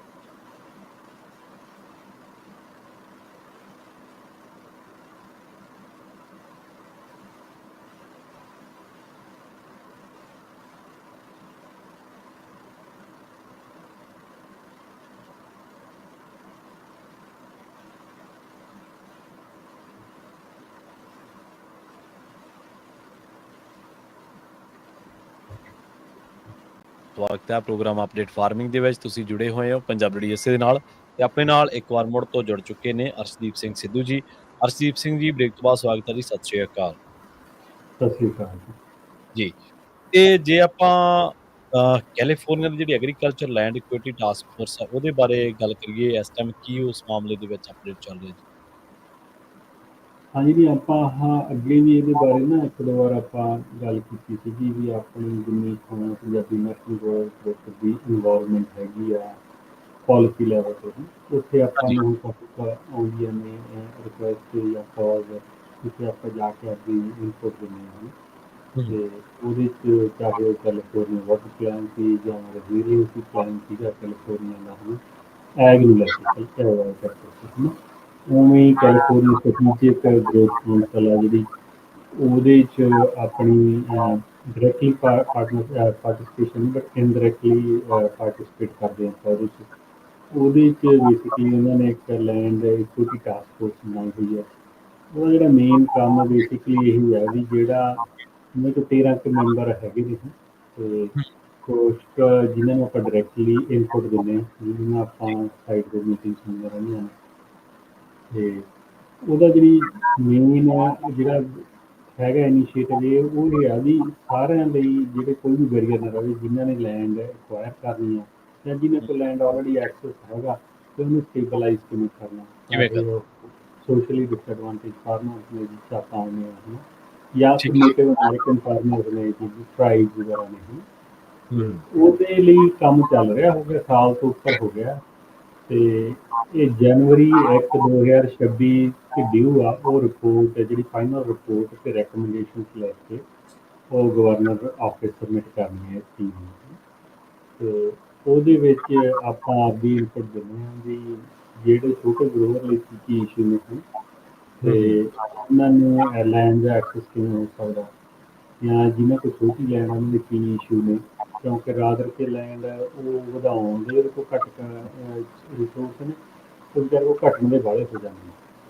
ਜਿਵੇਂ ਕਿ ਕੋਈ ਵੱਡਾ ਐਕਸਪੈਂਸ ਆ ਗਿਆ ਖੇਤੀ ਦੇ ਵਿੱਚ ਤੇ ਜੇ ਛੋਟਾ 20-40 ਏਕੜ ਵਾਲਾ ਗਰੋਵਰ ਆ ਤਾਂ ਉਹਨੂੰ ਫਿਰ ਉਹ ਕਰਨ ਦੀ ਬਜਾਏ ਉਹ ਲੈਂਡ ਨੂੰ ਵੇਚਣ ਦੀ ਜ਼ਿਆਦਾ ਉਹਨੂੰ ਹੋ ਜਾਂਦੀ ਹੈ ਫਾਈਨੈਂਸ਼ੀਅਲੀ, ਚਾਹੇ ਉਹ ਚਾਹਵੇ ਚਾਹੇ ਨਾ ਚਾਹੁੰਦਾ ਹੋਵੇ ਹੈ ਨਾ ਅੰਦਰੋਂ, ਪਰ ਉਹਦੇ ਕੋਲ ਫਾਈਨੈਂਸ਼ੀਅਲੀ ਫਿਰ ਉਹ ਆਪਸ਼ਨ ਵਾਇਬਲ ਨਹੀਂ ਰਹਿੰਦੀ, ਉਹਨੂੰ ਫਿਰ ਉਹ ਲੈਂਡ ਵੇਚਣੀ ਪੈਂਦੀ ਹੈ ਕਿਸੇ ਵੱਡੇ ਨੂੰ ਕੰਸੋਲੀਡੇਟ ਹੋ ਜਾਂਦੀ ਹੈ। ਇਹੀ ਇਸ਼ੂ ਸੀਗੇ ਜਿਹੜੇ ਇਸ ਰਿਪੋਰਟ ਦੇ ਵਿੱਚ ਜਾਂ ਇਹ ਟੀਮ ਇਕੱਠੀ ਕਰ ਰਹੀ ਹੈ ਤੇ ਰੈਕਮੈਂਡੇਸ਼ਨ ਤੇ ਲਿਖ ਰਹੀ ਹੈ।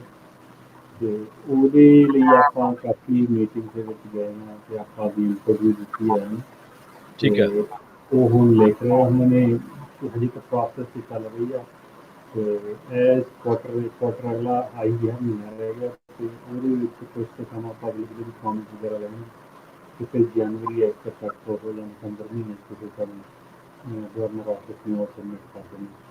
ਤੇ ਇਹਦੇ 'ਚ ਮੈਂ ਦੱਸਣ ਦਾ ਜਿਹੜਾ ਆਪਣਾ ਵਧੀਆ ਤੁਸੀਂ ਪੁੱਛ ਲਿਆ ਇਹਦੇ ਬਾਰੇ ਵੀ ਇਹੀ ਸੀਗਾ ਵੀ ਜਿਹੜਾ ਕਾਫੀ ਕੰਮ ਹੋ ਰਿਹਾ ਬਿਹਾਈਂਡ ਦ ਸੀਨਸ ਤਾਂ ਕਿ ਠੀਕ ਹੈ। ਜਿਹੜਾ ਛੋਟਾ ਫਾਰਮਰ ਆ ਉਹ ਬਿਜ਼ਨਸ ਤੇ ਰਹੇ। ਆਪਾਂ ਨੂੰ ਮੂਹਰੇ ਅੱਗੇ ਕਈ ਵਾਰ ਨਹੀਂ ਪਤਾ ਹੁੰਦਾ ਵੀ ਆਪਾਂ ਵੱਡੇ ਮੁੱਦਿਆਂ ਤੇ ਆਪਾਂ ਨੂੰ ਜਿਹੜੇ ਹਾਈਲਾਈਟ ਹੋ ਜਾਂਦੇ ਜਿਵੇਂ ਹੁਣ ਆਪਾਂ ਸਾਲਮਨ ਬੋਰਡ ਵਾਲੀ ਮੀਟਿੰਗ ਸੀ ਉੱਥੇ ਜਾਂ ਜਿਹੜਾ ਵੀ ਹੈ ਨਾ ਇਸ਼ੂ ਹੋਇਆ ਉਹਦੇ ਤੇ ਉਹ ਕਾਫੀ ਹਾਈਲਾਈਟ ਹੋਇਆ ਉਹਦੇ ਬਾਰੇ ਸਾਰਿਆਂ ਨੂੰ ਪਤਾ ਪਰ ਬਹੁਤ ਸਾਰੀਆਂ ਇਹੋ ਜਿਹੀਆਂ ਚੀਜ਼ਾਂ ਹੁੰਦੀਆਂ ਜਿਹੜੀਆਂ ਬਿਹਾਈਂਡ ਦ ਸੀਨ ਹੁੰਦੀਆਂ ਰਹਿੰਦੀਆਂ ਤੇ ਹੁੰਦੀਆਂ ਰਹਿੰਦੀਆਂ ਉਹ ਜ਼ਰੂਰੀ ਨਹੀਂ ਨਾਲ ਦੀ ਨਹੀਂ ਠੀਕ ਹੈ। ਜੇ ਆਪਣੇ ਕੋਲ ਲੈਂਡ ਹੀ ਨਹੀਂ ਹੋਊਗੀ ਫਿਰ ਆਪਾਂ ਬਦਾਮ ਹੋਈਏ ਕੋਈ ਆਪਣੇ ਕੋਲ ਲਾਉਣ ਦੀ ਆਪਸ਼ਨ ਹੀ ਨਹੀਂ ਹੋਣੀ। ਤੋ ਉਹਦੇ ਲਈ ਵੀ ਜਿਹੜੀ ਪੰਜਾਬੀ ਅਮਰੀਕਨ ਗਰੋਅਰ ਗਰੁੱਪ ਦੀ ਟੀਮ ਹੈ ਕਾਫੀ ਐਫਰਟ ਕਰ ਰਹੀ ਤੇ ਉਹ 'ਤੇ ਕੰਮ ਚੱਲ ਰਿਹਾ। ਜੀ ਬਿਲਕੁਲ, ਜਿਹੜੇ ਦੂਰ ਦੁਰਾਡੇ ਇਲਾਕਿਆਂ ਦੇ ਵਿੱਚ ਬੈਠੇ ਲੋਕ ਨੇ ਜਿਹੜੇ ਜਿਨ੍ਹਾਂ ਦਾ ਕੰਮ ਹੀ ਇਹ ਹੈ ਖੇਤੀਬਾੜੀ ਹੋਈ ਹੈ ਤੇ ਉਹਨਾਂ ਕੋਲ ਲੈਂਡ ਵੀ ਉਨੀ ਨਹੀਂ ਹੈਗੀ, ਉਹਨਾਂ ਲਈ ਵੀ ਤਾਂ ਉਹ ਵੀ ਤਾਂ ਇੱਥੋਂ ਦੇ ਹੀ ਵਸਿੰਦੇ ਨੇ। ਉਹਨਾਂ ਲਈ ਵੀ ਪਾਲਿਸੀਜ਼ ਦੇ ਵਿੱਚ ਥਾਂ ਤਾਂ ਹੋਣੀ ਚਾਹੀਦੀ ਹੈ, ਉਹਨਾਂ ਲਈ ਵੀ ਫੰਡਸ ਦੇ ਵਿੱਚ ਥਾਂ ਤਾਂ ਹੋਣੀ ਚਾਹੀਦੀ ਹੈ। ਇਹ ਸ਼ਾਇਦ 1 ਜਨਵਰੀ 2026 ਨੂੰ ਇਹਦੇ ਉੱਤੇ ਜਿਹੜਾ ਗਵਰਨਰ ਨੂੰ ਦੇਣੀ ਹੈ ਇਹਦੇ ਬਾਰੇ ਕੋਈ ਰਿਪੋਰਟ ਜਾਂ ਇੱਕ ਡਿਟੇਲ ਜਿਹੜੀ ਰਿਪੋਰਟ ਆ ਸਬਮਿਟ ਕਰਨੀ ਹੈ 1 ਜਨਵਰੀ ਸ਼ਾਇਦ 2026 ਨੂੰ। ਹਾਂਜੀ ਉਹਦੇ 'ਚ ਨਾ ਕਾਫੀ ਚੀਜ਼ਾਂ ਲਿਖ ਰਹੇ ਨੇ ਹੁਣ ਇੱਕ ਸਾਨੂੰ ਮੈਂ ਠੀਕ ਹੈ। ਕਿਤਾਬ ਖਰੀਦੀ ਉਹ 'ਚ ਜ਼ਿਆਦਾ ਮੇਰੀ ਇਨਪੁਟ ਸੀਗੀ ਵੀ ਜਿਹੜੇ ਹਾਂਜੀ। ਛੋਟੇ ਗਰੋਅਰ ਨੂੰ ਨਾ ਐਕਸੈਸ ਹੀ ਨਹੀਂ ਹੁੰਦਾ ਗਾ ਲੈਣ ਦਾ। ਹਾਲਾਂਕਿ ਉਹਨਾਂ ਦੇ ਰਿਪੋਰਟ 'ਚ ਹੋਰ ਵੀ ਬਹੁਤ ਚੀਜ਼ਾਂ ਨੇ ਜਿਨ੍ਹਾਂ ਦਾ ਆਪਾਂ ਨੂੰ ਬੜਾ ਗਿਆਨ ਨਹੀਂ ਹੈ ਮਤਲਬ ਪਰ ਜਿਵੇਂ ਬੁਰੀ ਚੀਜ਼ਾਂ ਆਪਾਂ ਆਮ ਦੇਖਦੇ ਹਾਂ ਵੀ ਛੋਟੇ ਗਰੋਹ ਹੁਣ ਆਹ ਪੰਜਾਬੀ ਜਿਹੜਾ ਬੰਦਾ ਆਉਂਦਾ ਖੇਤੀਬਾੜੀ ਆ ਉੱਥੇ ਸੈਟਅਪ ਛੱਡ ਕੇ ਆਉਂਦਾ ਚਾਹੇ ਕਿਸੇ ਦੀ ਛੋਟੀ ਖੇਤੀ ਚਾਹੇ ਵੱਡੀ ਦੀ ਉਹ ਇੱਥੇ ਹਾਂਜੀ। ਖੇਤੀ ਹੁੰਦੀ ਦੇਖਦਾ, ਹਰੇਕ ਦੇ ਮਨ 'ਚ ਹੁੰਦਾ ਵੀ ਯਾਰ ਖੇਤੀ ਕਰਨੀ ਹੈ। ਹੂੰ, ਤੇ ਸਾਨੂੰ ਕਾਲਾਂ ਵੀ ਬਹੁਤ ਆਉਂਦੀਆਂ ਨੇ ਇਸ ਟਾਪਿਕ 'ਤੇ ਵੀ ਰੇਡੀਓ ਪ੍ਰੋਗਰਾਮ ਸੁਣ ਕੇ ਜਾਂ ਕਿਤੋਂ ਵੀ, ਹੈ ਨਾ। ਤੇ ਹਾਂਜੀ। ਮੈਨੂੰ ਹਰੇਕ ਪ੍ਰੋਗਰਾਮ ਤੋਂ ਬਾਅਦ ਫਿਰ ਕਾਲਾਂ ਜਿਹੜੀਆਂ ਆਉਂਦੀਆਂ ਉਹਦੇ 'ਚ ਇੱਕ ਅੱਧੀ ਕਾਲ ਇਹ ਜ਼ਰੂਰ ਹੁੰਦੀ ਹੈ ਵੀ ਬਾਈ ਜੀ ਅਸੀਂ ਜ਼ਮੀਨ ਲੈਣੀ ਚਾਹੁੰਦੇ ਹਾਂ ਪਹਿਲੀ ਵਾਰੀ, ਵੀ ਇਹਦਾ ਕੀ ਹੁੰਦਾ ਸਾਨੂੰ ਪਤਾ ਕੁਛ ਨਹੀਂ। ਤੇ ਕਹਿਣ ਦਾ ਭਾਵ ਵੀ ਹਰੇਕ ਦੇ ਮਨ 'ਚ ਹੁੰਦਾ, ਲਗਭਗ ਹਰੇਕ ਪੰਜਾਬੀ ਜਿਹੜਾ ਪਿੰਡਾਂ 'ਚ ਖਾਸ ਕਰ ਟੁੱਟ ਗਿਆ ਹੈ ਵੀ ਇੱਥੇ ਹੂੰ, ਜ਼ਮੀਨ ਲਈ ਹੈ, ਹੂੰ, ਪਰ ਜ਼ਮੀਨ ਲੈਣੀ ਬਹੁਤ ਔਖੀ ਹੈ। ਹੂੰ, ਤੇ ਇਹੀ ਇੱਕ ਇਸ ਪੁਆਇੰਟ 'ਤੇ ਮੈਂ ਕਾਫੀ ਫੀਡਬੈਕ ਦਿੱਤੀ ਹੈ ਵੀ ਜਿਹੜਾ ਸਿਸਟਮ ਹੈ ਨਾ ਇਹ ਬਹੁਤ ਜ਼ਿਆਦਾ ਹਾਰਡ ਆ ਨਵੇਂ ਬੰਦੇ ਨੂੰ ਖੇਤੀ 'ਚ ਆਉਣਾ। ਆਉਣਾ। ਹਾਲਾਂਕਿ ਗਵਰਨਮੈਂਟ ਜਾਂ ਚਾਹੇ ਸਟੇਟ ਆ ਚਾਹੇ ਫੈਡਰਲ ਆ ਉਹ ਪ੍ਰਮੋਟ ਕਰ ਰਹੇ ਨਵੀਂ ਜਗ੍ਹਾ ਨੂੰ। ਤੇ ਉੱਥੇ ਉਹਨਾਂ ਦੇ ਕਈ ਪ੍ਰੋਗਰਾਮ ਵੀ ਬਣਾਏ ਗਏ ਨੇ ਸਪੈਸ਼ਲੀ ਉਹਨਾਂ ਫਿਰ ਨੂੰ ਵੀ ਹਿੱਟ ਕਰਨ। ਹਾਂਜੀ, ਬੇਸ਼ੱਕ ਉਹ ਸਪੋਰਟ ਕਰਦੇ ਆ, ਪਰ ਫਿਰ ਵੀ ਕੰਪੀਟ ਕਰਨਾ ਤਾਂ ਦੂਜਿਆਂ ਨੂੰ ਤਾਂ ਸ਼ੁਰੂਆਤੀ ਦੌਰ 'ਚ ਤਾਂ ਬਹੁਤ ਔਖਾ ਹੈ।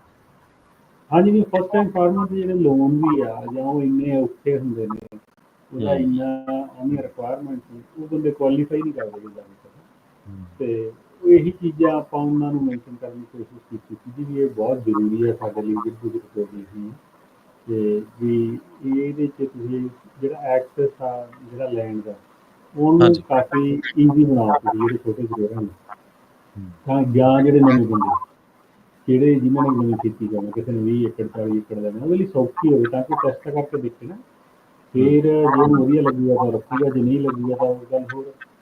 ਹਾਂਜੀ। ਤੇ ਪਰ ਹੁਣ ਤਾਂ ਆਪਸ਼ਨ ਹੀ ਨਹੀਂ ਹੈਗੀ ਵੀ ਉਹ ਖੇਤੀ ਵਾਲੀ ਲੈਂਡ ਲੈ ਹੀ ਨਹੀਂ ਸਕਦਾ, ਕਿਉਂਕਿ ਜਿੰਨੀ ਕਿ ਇਨੀਸ਼ੀਅਲ ਇਨਵੈਸਟਮੈਂਟ ਜਾਂ ਜਿੰਨਾ ਕੁ ਪ੍ਰੋਸੈਸ ਔਖਾ ਸਾਰਾ ਹੈ, ਕੋਈ ਇਨਫੋਰਮੇਸ਼ਨ ਨਹੀਂ ਕਿਤੇ ਹੈਗੀ ਆ, ਕਿਤੇ ਕੋਈ ਨਿਊਜ਼ ਸੀ ਜਾਂ ਕੋਈ ਫਸਟ ਟਾਈਮ ਗਰੋਅਰ ਆ ਜਿਹੜਾ ਖੇਤੀ ਕਰਨਾ ਸ਼ੁਰੂ ਕਰਨਾ, ਉਹਨਾਂ ਦਾ ਕੋਈ ਖਾਸ ਪ੍ਰੋਗਰਾਮ ਨਹੀਂ। ਇਹ ਨਹੀਂ ਮੈਂ ਕਹਿੰਦਾ ਵੀ ਉਹ ਨਹੀਂ ਹੈਲਪ ਕਰਦੇ, ਜੇ ਤੁਸੀਂ ਜਾਓਗੇ ਮੈਂ ਆਪ ਹਾਂਜੀ, ਹਾਂਜੀ, ਸੁਣੂਗਾ, ਬਿਲਕੁਲ। ਹੂੰ, ਪਰ ਕੋਈ ਡੈਡੀਕੇਟਡ ਪ੍ਰੋਗਰਾਮ ਕੋਈ ਨਹੀਂ ਉਹਦੇ ਲਈ ਹੈਗਾ। ਹੂੰ, ਤੇ ਉਹ ਚੀਜ਼ਾਂ ਲਈ ਉਹਨਾਂ ਨੂੰ ਇਨਪੁਟ ਦਿੱਤੀ ਹੈ। ਦੇਖੋ ਹੁਣ ਉਹਦੇ 'ਤੇ ਕਿਹੋ ਜਿਹੇ ਐਕਸ਼ਨ ਆਉਣ ਵਾਲੇ ਸਮੇਂ 'ਚ ਹੁੰਦੇ 2026 'ਚ ਦੇਖਾਂਗੇ, ਹੈ ਨਾ। ਜੀ, ਕਿ ਕੋਈ ਕਮੇਟੀ ਬਣੂਗੀ ਜਾਂ ਕੀ ਬਣੂਗਾ, ਉਹਦੇ 'ਚ ਫਿਰ ਆਪਾਂ ਉਮੀਦ ਰੱਖਦੇ ਹਾਂ ਵੀ ਆਪਣੀ ਪਾਰਟੀਸਪੇਸ਼ਨ ਹੋਊਗੀ। ਜੀ, ਬਿਲਕੁਲ। ਪਾਰਟਿਸਿਪੇਸ਼ਨ ਚਾਹੀਦੀ ਵੀ ਅਰਸ਼ੀ, ਪਾਰਟਿਸਿਪੇਸ਼ਨ ਤੋਂ ਬਿਨਾਂ ਬਹੁਤ ਸਾਰੀਆਂ ਹੋਰ ਚੁਣੌਤੀਆਂ ਨੇ ਜਿਹੜੀਆਂ ਨਾਲ ਨਿਬੜਨਾ ਬਹੁਤ ਔਖਾ। ABC ਮੀਟਿੰਗ ਦੇ ਬਾਰੇ ਵੀ ਜ਼ਰੂਰ ਕੋਈ ਅਪਡੇਟ ਕਰਿਓ ਕਿ ਇਸ ਮੀਟਿੰਗ ਦੇ ਵਿੱਚ ਹੋਇਆ ਤੇ ਕੀ ਅੱਗੇ ਉਮੀਦਾਂ ਨੇ ਇਹਦੇ ਤੋਂ? ਨਹੀਂ, ABC ਦੀ ਜਿਹੜੀ ਪਿਛਲੀ ਮੀਟਿੰਗ ਹੈ ਇਨ ਪਰਸਨ ਮੀਟਿੰਗ ਸੀ, ਉਹ 'ਚ ਆਪਾਂ ਦੱਸ ਦਿੱਤਾ ਸੀ, ਫਿਰ ਵੀ ਜ਼ਰੂਰਤ ਦੱਸ ਦੇ ਜਾਈਏ ਵੀ ਉਸ ਦਿਨ ਜਿਹੜੇ ਇਸ਼ੂ ਬ੍ਰੌਟ ਅਪ ਕੀਤੇ ਸੀਗੇ, ਉੱਥੇ ਜਿਹੜੀ ਗੱਲਬਾਤ ਆ ਉਹ ਕਾਫੀ ਤਲਖੀ ਜਿਹੀ ਹੋ ਗਈ ਸੀ, ਹੈ ਨਾ। ਤੇ ਹਾਂਜੀ, ਉਹ ਕਾਲ ਤੋਂ ਮੀਟਿੰਗ, ਪਤਾ ਲੱਗਿਆ ਸੀ। ਹਾਂ, ਸਾਰੇ ਦਿਨ ਦੀ ਮੀਟਿੰਗ ਸੀਗੀ ਜਿਹੜੀ 4:30 ਵਜੇ ਤੱਕ ਦਾ ਉਹਦਾ ਸ਼ੈਡਿਊਲ ਸੀ, ਉਹ 11 ਵਜੇ ਵਿੱਚ ਹੀ ਰੋਕ ਦਿੱਤੀ ਗਈ ਸੀ। ਤੇ ਉਹਦੇ ਵਿੱਚ ਇੱਕ ਵੱਡਾ ਟੌਪਿਕ ਸੀਗਾ ਜਿਹੜਾ ਸੀਗਾ ਵੀ ਕ੍ਰੌਪ ਦੇ ਪ੍ਰਾਈਸਿਸ ਜਿਹੜੇ ਐਸਟੀਮੇਟ ਕਰਨੇ ਜਾਂ ਰਿਜ਼ਰਵ ਕਿਵੇਂ ਕੈਲਕੂਲੇਟ ਕਰਨੇ, ਹੈ ਨਾ। ਇਕੱਲੇ ਐਲਮੈਂਟ ਦੀ ਗੱਲ ਕਰ ਰਹੇ ਆਪਾਂ, ਤੇ ਵੀ ਉਹ ਕਿਵੇਂ ਕਰਦੇ ਆ ਤੇ ਰਿਜ਼ਰਵ ਰੱਖਣਾ ਚਾਹੀਦਾ ਨਹੀਂ ਰੱਖਣਾ ਚਾਹੀਦਾ, ਉਹ ਸਾਰੀ ਚੀਜ਼ਾਂ 'ਤੇ ਡਿਸਕਸ਼ਨ ਹੋਣੀ ਸੀ। ਉਸ ਟਾਪਿਕ 'ਤੇ ਜਾ ਕੇ ਥੋੜ੍ਹਾ ਜਿਹਾ ਜ਼ਿਆਦਾ ਕੰਮ ਤਲਖੀ ਹੋਇਆ ਤੇ ਉਹਨਾਂ ਨੇ ਮੀਟਿੰਗ ਵਿੱਚ ਹੀ ਕੈਂਸਲ ਕਰ ਦਿੱਤੀ ਜਾਂ ਪੋਸਟਪੋਨ ਕਰ ਦਿੱਤੀ ਸੀ। ਹੂੰ, ਤੇ ਉਸ ਤੋਂ ਬਾਅਦ ਦੇ ਵਿੱਚ ਉਹਨਾਂ ਨੇ 27 ਤਰੀਕ ਨੂੰ 27 ਅਗਸਤ ਨੂੰ ਉਹ ਦੁਬਾਰਾ ਮੀਟਿੰਗ ਆਨਲਾਈਨ ਰੱਖੀ ਸੀ। ਤੇ ਇਸ ਵਾਰ ਗਰੋਵਰਾਂ ਨੂੰ ਬੋਲਣ ਦਾ ਮੌਕਾ ਨਹੀਂ ਦਿੱਤਾ ਸੀ, ਮੈਂ ਤਾਂ ਇਹੀ ਕਹੂੰਗਾ 1 ਵਜੇ ਤੋਂ ਲੈ ਕੇ 2:30 ਵਜੇ ਤੱਕ। ਇਹ ਕਿਉਂਕਿ ਉਹਨਾਂ ਨੇ ਇੱਕ ਤਾਂ ਆਨਲਾਈਨ ਕਰਤੀ, ਆਨਲਾਈਨ ਤੁਸੀਂ ਬੋਲ ਨਹੀਂ ਸਕਦੇ ਕਿਸੇ ਟੌਪਿਕ 'ਤੇ, ਤੇ ਮਗਰੋਂ ਜਾ ਕੇ ਉਹਨਾਂ ਨੇ ਪਬਲਿਕ ਕਾਮੈਂਟਸ ਦੇ ਵਿੱਚ 2-2 ਮਿੰਟ ਦਾ ਸਮਾਂ ਦਿੱਤਾ ਸੀਗਾ। ਠੀਕ ਆ। ਉੱਥੇ ਟੈਕਨੀਕਲ ਇਸ਼ੂ ਸੀਗੇ, ਕਈ ਬੰਦਿਆਂ ਤੋਂ ਲੌਗਇਨ ਨਹੀਂ ਹੋ ਪਾ ਰਿਹਾ ਸੀ, ਉਹ ਵੀ ਅਸੀਂ ਦੱਸਿਆ ਉਹਨਾਂ ਨੂੰ, ਹੈ ਨਾ। ਜਾਂ ਹੂੰ, ਬਹੁਤ ਬੰਦੇ ਤਾਂ ਕੰਪਿਊਟਰ ਵਾਲੇ ਹੁੰਦੇ ਹੀ ਨਹੀਂ, ਹੈ ਨਾ, ਵੀ ਕੋਈ ਜ਼ੂਮ ਜਾਂ ਟੀਮਜ਼ ਵਾਲਾ, ਜ਼ੂਮ ਨੇ ਟੀਮਜ਼ ਦੇ ਵਿੱਚ ਕੋਈ ਅਕਾਊਂਟ ਬਣਾ ਕੇ ਫਿਰ ਉਹਨੂੰ ਲੌਗਇਨ ਕਰਕੇ ਫਿਰ ਜਾ ਕੇ ਆਪਦਾ ਕੋਈ ਉੱਥੇ ਕਾਮੈਂਟ ਦੇ ਦਿਓ, ਉਹ ਕਾਫੀ ਹੋ ਜਾਂਦਾ ਪ੍ਰੋਸੈਸ, ਹੈ ਨਾ। ਹੂੰ, ਤੇ ਉਹਦੇ 'ਚ ਕਾਫੀ ਬੰਦੇ ਕੋਈ ਜਾ ਹੀ ਨਹੀਂ ਸਕੇ। ਸੋ ਉਹਨਾਂ ਨੇ ਪਰ ਜਾਣੀ ਉੱਦਾਂ ਦਾ ਰੈਪ ਅਪ ਜਿਹਾ ਕਰਕੇ ਜ਼ਿਆਦਾਤਰ ਉਹ ਕੰਪਲੀਟ ਕੀਤੀ, ਕਿਉਂਕਿ 1 ਸਤੰਬਰ ਦੀ ਡੈਡਲਾਈਨ ਸੀ, ਉਹਨਾਂ ਨੇ USDA ਨੂੰ ਸਬਮਿਟ ਕਰਨੀ ਸੀ ਉਹ ਰੈਕਮੈਂਡੇਸ਼ਨ। ਉਹ 'ਚ ਹੂੰ, ਉਹਨਾਂ ਨੇ ਵੋਟਿੰਗ ਕਰਤੀ ਵੀ ਰਿਜ਼ਰਵ ਨਹੀਂ ਚਾਹੀਦਾ ਸਾਨੂੰ, ਹੈ ਨਾ। ਤੇ ਸਾਡਾ ਪੁਆਇੰਟ ਇਹ ਸੀ ਵੀ ਰਿਜ਼ਰਵ ਹੈਗਾ ਨਹੀਂ ਹੈਗਾ ਉਹ ਗੱਲ ਹੋਰ ਆ, ਪਰ ਉੱਥੇ 'ਤੇ ਡਿਸਕਸ਼ਨ ਕਰੀਏ ਡਿਟੇਲ 'ਚ ਬਹਿ ਕੇ, ਹੈ ਨਾ। ਬਹੁਤ ਵੱਡਾ ਸਟੈਪ ਆ ਸਾਡੇ ਲਈ, ਕਿਉਂਕਿ 20 ਸਾਲਾਂ ਦਾ 1999 ਦਾ ਇਹੀ ਇਸੇ ਟਾਪਿਕ ਦੀ ਇਵੇਂ ਚੱਲ ਰਿਹਾ, ਆਪਾਂ ਕੋਈ ਬਦਲਾਅ ਨਹੀਂ ਕਰ ਰਹੇ। ਤੇ ਬਦਲਾਅ ਕਰਨ ਦੀ ਉਦੋਂ ਲੋੜ ਨਹੀਂ ਹੁੰਦੀ, ਉਸ ਸਮਾਂ ਸਾਰਾ ਕੁਛ ਵਧੀਆ ਚੱਲਦਾ ਹੋਵੇ, ਪਰ ਜੇ ਸਾਰਾ ਕੁਛ ਵਧੀਆ ਨਹੀਂ ਚੱਲ, ਕੁਛ ਵੀ ਨਹੀਂ ਵਧੀਆ ਚੱਲ ਰਿਹਾ ਹੁਣ ਅੱਜ ਕੱਲ੍ਹ, ਤੇ ਫਿਰ ਉਦੋਂ ਆਪਾਂ ਨੂੰ ਇਹ ਚੀਜ਼ਾਂ ਨੂੰ ਦੀ ਡਿਸਕਸ਼ਨ ਕਰਨੀ ਚਾਹੀਦੀ ਹੈ ਬਹਿ ਕੇ ਉੱਥੇ। ਜਿਹੜਾ ਫਿਰ ਜੇ ਆਪਾਂ ਡਿਸਕਸ਼ਨ ਤੋਂ ਬਾਅਦ 'ਚ ਕਹੀਏ ਵੀ ਹਾਂ ਆਪਾਂ ਰਿਜ਼ਰਵ ਨਹੀਂ ਰੱਖਣਾ, ਫਿਰ ਠੀਕ ਹੈ, ਕੋਈ ਗੱਲ ਨਹੀਂ ਜੀ, ਇਹੋ ਜਿਹਾ ਸਾਰਿਆਂ ਦਾ ਫੈਸਲਾ ਆਇਆ। ਹੂੰ। ਪਰ ਹੁਣ ਕੀਤੀ ਹੋਊਗੀ ਤੇ ਦੁਬਾਰਾ ਕਰਕੇ ਅੱਧੇ ਘੰਟੇ 'ਚ ਸਾਰਾ ਰੈਪ ਅਪ ਉਹਨੂੰ ਦੇ ਦਿੱਤਾ ਤੇ ਇਹ ਤਾਂ ਹੁਣ 7600 ਗਰੋਵਰ ਨੇ ਐਲਬਮ ਗਰੋਵਰ ਕੈਲੀਫੋਰਨੀਆ 'ਚ ਉਹਨਾਂ ਦੀ ਜ਼ਿੰਦਗੀ ਦਾ ਜਾਂ ਫੈਸਲਾ ਉਹਨਾਂ ਨੇ 30 ਮਿੰਟ 'ਚ ਲੈ ਕੇ ਦੌਰਾ ਕੰਪਲੀਟ ਕਰਤਾ ਤੇ ਇਹਦੇ 'ਤੇ ਕਾਫੀ ਨਮੋਸ਼ੀ ਹੈ ਤੇ ਉਹਨਾਂ ਨੂੰ ਦੱਸ ਵੀ ਦਿੱਤਾ ਸੀਗਾ ਹੈ ਨਾ ਕਿ ਸਾਡੀ ਜਿਹੜੀ ਹੈਗੀ ਆ ਭਾਈ ਇੱਥੇ ਪਰ ਸਾਨੂੰ ਇਸ ਗੱਲ ਦੀ ਖੁਸ਼ ਨਹੀਂ ਹੈ ਤੇ ਦੇਖੋ ਬਸ ਹੁਣ ਅੱਗੇ ਗਾਹਾਂ ਕੀ ਹੁੰਦਾ ਅੱਗੇ ਮੀਟਿੰਗ ਤਾਂ ਚਲੋ ਹੋਣੀ ਹੈ ਤਾਂ ਹੁੰਦੀ ਹੁੰਦੀ ਹੈ ਬਟ ਇਹ ਅਗਲੇ ਸਾਲ ਲਈ ਜਿਹੜੀ ਉਹ ਆ ਉਹ ਸਾਰਾ ਜਿਹੜਾ ਸਿਸਟਮ ਆ ਜਿਹੇ ਪਹਿਲਾਂ ਚੱਲਦਾ ਹੁੰਦਾ ਸੀ ਉਹਨੂੰ ਚੱਲਦਾ ਜੀ ਜੀ। ਤੇ ਆਪਾਂ ਇਹ ਵੀ ਦੇਖਿਆ ਸੀਗਾ ਵੀ ਜਦੋਂ ਉਹਨਾਂ ਨੂੰ ਇਹ ਪੁੱਛਿਆ ਗਿਆ ਸੀਗਾ ਵੀ ਤੁਸੀਂ ਜਿਹੜੇ ਫੰਡ ਤੁਹਾਨੂੰ ਮਿਲਦੇ ਆ ਜਿਹੜਾ ਪੈਸਾ ਤੁਸੀਂ ਖਰਚ ਕਰਦੇ ਆ ਉਹ ਕਿੱਥੇ ਤੇ ਕਿਵੇਂ ਖਰਚ ਕਰਦੇ ਹੋ ਮਤਲਬ ਫੰਡ ਤਾਂ ਤੁਹਾਨੂੰ ਉਹਦੇ ਨੇ ਬੋਰਡ ਦੇ ਕੋਲੇ ਤਾਂ ਮੇਰੇ ਖਿਆਲ ਹਾਂਜੀ ਇਹਦੇ ਤੋਂ ਜ਼ਿਆਦਾ ਉਹ ਤਲਖੀ ਹੋ ਗਈ ਜਾਂ ਜ਼ਿਆਦਾ ਉਹਨਾਂ ਨੂੰ ਇਹ ਹੋ ਗਿਆ ਵੀ ਇਨਸਿਕਿਉਰ ਫੀਲ ਕਰ ਗਏ ਉਹ ਵੀ ਸ਼ਾਇਦ ਹੁਣ ਸਾਡੇ ਜਿਹੜੇ ਅਸੀਂ ਦੇਣਦਾਰੀਆਂ ਲੈਣਦਾਰੀਆਂ ਜਾਂ ਕਿਸੇ ਤਰੀਕੇ ਨਾਲ ਵੀ ਜਿਹੜੇ ਖਰਚੇ ਨੇ ਸ਼ਾਇਦ ਕਿਤੇ ਉਹਦਾ ਹਿਸਾਬ ਕਿਤਾਬ ਨਾ ਹੋਣ ਲੱਗ ਪਵੇ ਕਿਉਂਕਿ ਇਹ ਤੋਂ ਪਹਿਲਾਂ ਤਾਂ ਸ਼ਾਇਦ ਕਿਸੇ ਨੇ ਸਵਾਲ ਚੁੱਕਿਆ ਨਹੀਂ ਸੀ ਇਹ। ਹਾਂਜੀ ਵੀ ਦੇਖੋ 90 ਮਿਲੀਅਨ ਦਾ ਬਜਟ ਆਉਂਦਾ 85 ਤੋਂ 90 ਦਾ ਉਹ 'ਚ ਹਾਂਜੀ ਪੁੱਛਣਾ ਤਾਂ ਬਣਦਾ ਜਾਂ ਗਰੋਹ ਜਿਹੜੇ ਪੈਸੇ ਇਕੱਠੇ ਕਰਕੇ ਦਿੰਦੇ ਆ 3 ਪਾਉਂਡ ਦੇ ਨੇ ਸਹੀ ਤੇ ਸਹੀ। ਉਹਨਾਂ ਲਈ ਉਹ ਇਹ ਕਹਿੰਦੇ ਵੀ ਅਸੀਂ ਹਿਸਾਬ ਦਿੰਦੇ ਹਾਂ ਹੈ ਨਾ ਹੂੰ ਹਿਸਾਬ ਉਹ ਬਹੁਤ ਮੋਟਾ ਮੋਟਾ ਇੱਕ ਪੇਜ 'ਤੇ ਦੇ ਦਿੰਦੇ ਆ 90 ਮਿਲੀਅਨ ਦਾ ਹੈ ਨਾ ਆਪਾਂ ਉਹਨਾਂ ਨੂੰ ਇਹ ਕਹਿ ਰਹੇ ਸੀ ਵੀ ਤੁਸੀਂ ਡਿਟੇਲ ਦਿਓ ਹੈ ਨਾ ਸਾਰੀ ਡਿਟੇਲ ਦਿਓ ਤੇ ਜੇ ਨਹੀਂ ਇਹ ਕਿੰਨੀਆਂ ਕਿ ਤੁਸੀਂ ਵੱਧ ਤੋਂ ਵੱਧ 8 9 ਲੈਣਾ ਲਿਖ ਦੋਗੇ 10 ਲਿਖ ਦੋਗੇ ਬਈ ਇੰਨੇ ਮਿਲੀਅਨ ਇੱਥੇ ਲਾਤੇ ਇੰਨੇ ਮਿਲੀਅਨ ਇੱਥੇ ਲਾਤੇ ਉਹ ਸਿੱਧਾ ਹੀ ਦੱਸ ਦਿੰਦੇ ਜਿਵੇਂ ਮਾਰਕੀਟਿੰਗ ਹੈ ਵੀ ਮਾਰਕੀਟਿੰਗ ਦਾ 60 ਮਿਲੀਅਨ ਡਾਲਰ ਲਾਇਆ ਜੀ ਜਾਂ ਜਿੰਨਾ ਵੀ 58 ਲਾਇਆ ਪਿਛਲੇ ਸਾਲ ਹਾਂਜੀ ਤੇ ਉਹਦੇ 'ਚ 58 ਤੁਸੀਂ ਇੰਨੇ ਮਿਲੀਅਨ ਇੰਡੀਆ 'ਚ ਲਾਇਆ ਇੰਨੇ ਦਿੰਦੇ ਪਰ ਕਿੱਥੇ ਲਾਇਆ ਕਿਹਨੂੰ ਦਿੱਤੇ ਗਾਹਾਂ ਕਿਉਂ ਹਾਂਜੀ ਲਾਇਆ ਉੱਤੇ ਇੰਨੇ ਕਿਉਂ ਲਾਏ ਇਹ ਘੱਟ ਸੀ ਕਿ ਵੱਧ ਸੀ ਹੋ ਸਕਦਾ ਤੁਹਾਨੂੰ ਲੱਗਦਾ ਵੀ ਤੁਹਾਨੂੰ ਜ਼ਿਆਦਾ ਚਾਹੀਦੇ ਨੇ ਇੰਡੀਆ 'ਚ ਮਾਰਕੀਟ ਕਰਨੇ ਇਹ ਵੀ ਹੋ ਹਾਂਜੀ ਸਕਦਾ ਹਾਂਜੀ ਤੇ ਇਹ ਚੀਜ਼ਾਂ ਸਾਨੂੰ ਦੱਸੋ ਜਾਂ ਸਾਨੂੰ ਇਹ ਹੋਵੇ ਸਾਨੂੰ ਜੇ ਦੱਸੋ ਵੀ ਭਾਈ ਤੁਹਾਨੂੰ ਪੈਸੇ ਅਸੀਂ ਸਾਨੂੰ ਇਹ ਲੱਗਦਾ ਸੀ ਬਹੁਤ ਦੇਈ ਜਾਂਦੇ ਅਸੀਂ ਕੰਮ ਹੋਇਆ ਕਰਦੇ ਸਾਡੀ ਤਾਂ ਇਹ ਕੰਪਲੇਂਟ ਜੇ ਸਹੀ ਅਸੀਂ 90 ਮਿਲੀਅਨ ਡਾਲਰ ਤੁਹਾਨੂੰ ਦਿੰਦੇ ਹਾਂ 90 ਮਿਲੀਅਨ ਡਾਲਰ ਦੀ ਸਾਡੀ ਕੀ ਰਿਟਰਨ ਜਿਹੋ ਜੀ ਪਹਿਲਾਂ ਡਿਮਾਂਡ ਸੀਗੀ ਅੱਜ ਤੋਂ 4 ਸਾਲ ਪਹਿਲਾਂ ਉਨੀ ਹੀ ਆ ਗਿਆ ਤੇ ਫੇਰ ਵੀ ਇੰਨੇ ਪੈਸੇ ਹਰੇਕ ਸਾਲ ਤੁਹਾਨੂੰ ਦੇਣੇ ਕਿਉਂ ਫਾਇਦਾ ਵੀ ਤੁਸੀਂ ਵਧਾ ਨਹੀਂ ਸਕਦੇ ਸੀ ਕਹੋ ਭਾਈ ਲੋੜ ਹੀ ਨਹੀਂ ਕਿ ਮਾਰਕੀਟਿੰਗ ਕਰਨ ਦੀ ਪੈਸੇ ਘਟਾ ਲੈਣੇ ਹੂੰ ਬਿਲਕੁਲ ਸੋ ਇਹ ਚੀਜ਼ਾਂ ਜਿਹੜੇ ਪੁੱਛੀਆਂ ਨੇ ਤੇ ਕਾਫੀ ਜ਼ਿਆਦਾ ਉੱਥੇ ਸਮੱਸਿਆ ਕ੍ਰੀਏਟ ਹੋਈ ਜੀ ਜੀ। ਤੇ ਜੇ ਆਪਾਂ ਕੈਲੀਫੋਰਨੀਆ ਤੇ ਜਾਂ ਫੈਡ ਦੀਆਂ ਗ੍ਰਾਂਟਸ ਤੇ ਇਨਸੈਂਟਿਵਸ ਦੀ ਗੱਲ ਕਰੀਏ ਜੀ ਇਹਨਾਂ ਕੋਈ ਨਵੇਂ ਪ੍ਰੋਗਰਾਮ ਵੀ ਆਏ ਨੇ। ਹਾਂਜੀ ਗ੍ਰਾਂਟਸ ਇਨਸੈਂਟਿਵ ਦੇ ਵਿੱਚ ਜਿਹੜਾ ਆਹ ਸਾਲ ਹੈ ਨਾ ਕਾਫੀ ਔਖਾ ਹੀ ਲੰਘਿਆ ਉਹਦਾ ਕਾਰਨ ਇਹ ਸੀ ਵੀ ਜਿਹੜੀ ਸਟੇਟ ਦੀ ਫੰਡਿੰਗ ਸੀ ਉਹਨੇ ਅਨਾਉਂਸ ਕੀਤੀ ਹੈ ਸਾਲ ਦੇ ਸ਼ੁਰੂ 'ਚ ਵੀ ਆਹ ਫੰਡਿੰਗ ਪਾਉਣੀ ਨੇ ਜਾਂ ਬਹੁਤ ਹੀ ਲੇਟ ਪਿਛਲੇ ਸਾਲ ਦਸੰਬਰ 'ਚ ਉਹਨਾਂ ਨੇ ਪਲਾਨ ਦਿੱਤਾ ਵੀ ਆ ਇੰਨੀ ਕੁ ਫੰਡਿੰਗ ਹੈਗੀ ਹੈ ਜਿਵੇਂ ਆਪਾਂ ਉਹ 'ਚ ਬਹੁਤ ਬਾਰ ਦੱਸਿਆ ਵੀ 2-3 ਪ੍ਰੋਗਰਾਮ ਜਿਹੜੇ ਆਪਾਂ ਨੂੰ ਮੇਨਲੀ ਆਪਣੇ ਲਈ ਐਪਲੀਕੇਬਲ ਹੁੰਦੇ ਆ ਜਿਵੇਂ ਸਵੀਪ ਹੈਲਥੀ ਸੋਇਲ ਹੋਇਆ ਤੇ ਕੱਖ ਹੋਇਆ ਇਹਨਾਂ ਤਿੰਨਾਂ ਕੁ ਪ੍ਰੋਗਰਾਮਾਂ ਦੇ ਵਿੱਚ 170 ਮਿਲੀਅਨ ਡਾਲਰ ਸਟੇਟ ਨੇ ਰੱਖਿਆ ਸੀਗਾ ਠੀਕ ਹੈ ਤੇ ਉਹ ਵੰਡਣਾ ਸੀਗਾ ਪਰ ਉਸ ਵੰਡਣ ਦੇ ਪ੍ਰੋਸੈਸ ਨੂੰ ਕਾਫੀ ਲੰਬਾ ਹੁੰਦਾ ਵੀ ਕਿਹਨੇ ਵੰਡਣੇ ਆ ਕਿਵੇਂ ਵੰਡਣੇ ਆ ਕੀ ਰਿਕੁਆਇਰਮੈਂਟਸ ਨੇ ਹੈ ਤੇ ਉਸ ਲਈ ਕਾਫੀ ਸਮਾਂ ਲੱਗ ਜਾਂਦਾ ਤੇ ਉਹ 6 ਤੋਂ 9 ਮਹੀਨੇ ਦਾ ਪ੍ਰੋਸੈਸ ਹੈ ਸਰ ਉਹ ਹੁਣ ਐਂਡ ਤੇ ਆਇਆ ਪਿਆ ਤੇ ਉਹਦੇ ਲਈ ਹੁਣ ਉਹਨਾਂ ਨੇ ਮੈਨੂੰ ਲੱਗਦਾ ਮੇਰਾ ਅੰਦਾਜ਼ਾ ਵੀ ਇਸ ਮਹੀਨੇ ਦੇ ਵਿੱਚ ਜਾਂ ਅਗਲੇ ਮਹੀਨੇ ਦੇ ਵਿੱਚ ਉਹ ਖੋਲ ਦੇਣਗੇ ਵੀ ਕਿਹੜੇ ਕਿਹੜੇ ਲੋਕਾਂ ਨੇ ਵੰਡਣੇ ਆ ਉਹ ਐਪਲੀਕੇਸ਼ਨਾਂ ਪਾ ਦਿਓ ਚਾਹੇ ਉਹ ਨਾਨ ਪ੍ਰੋਫਿਟ ਨੇ ਜਾਂ ਯੂਨੀਵਰਸਿਟੀਜ਼ ਨੇ ਹੈ ਨਾ ਸੀਰੀਅਸ ਤੇ ਆਪ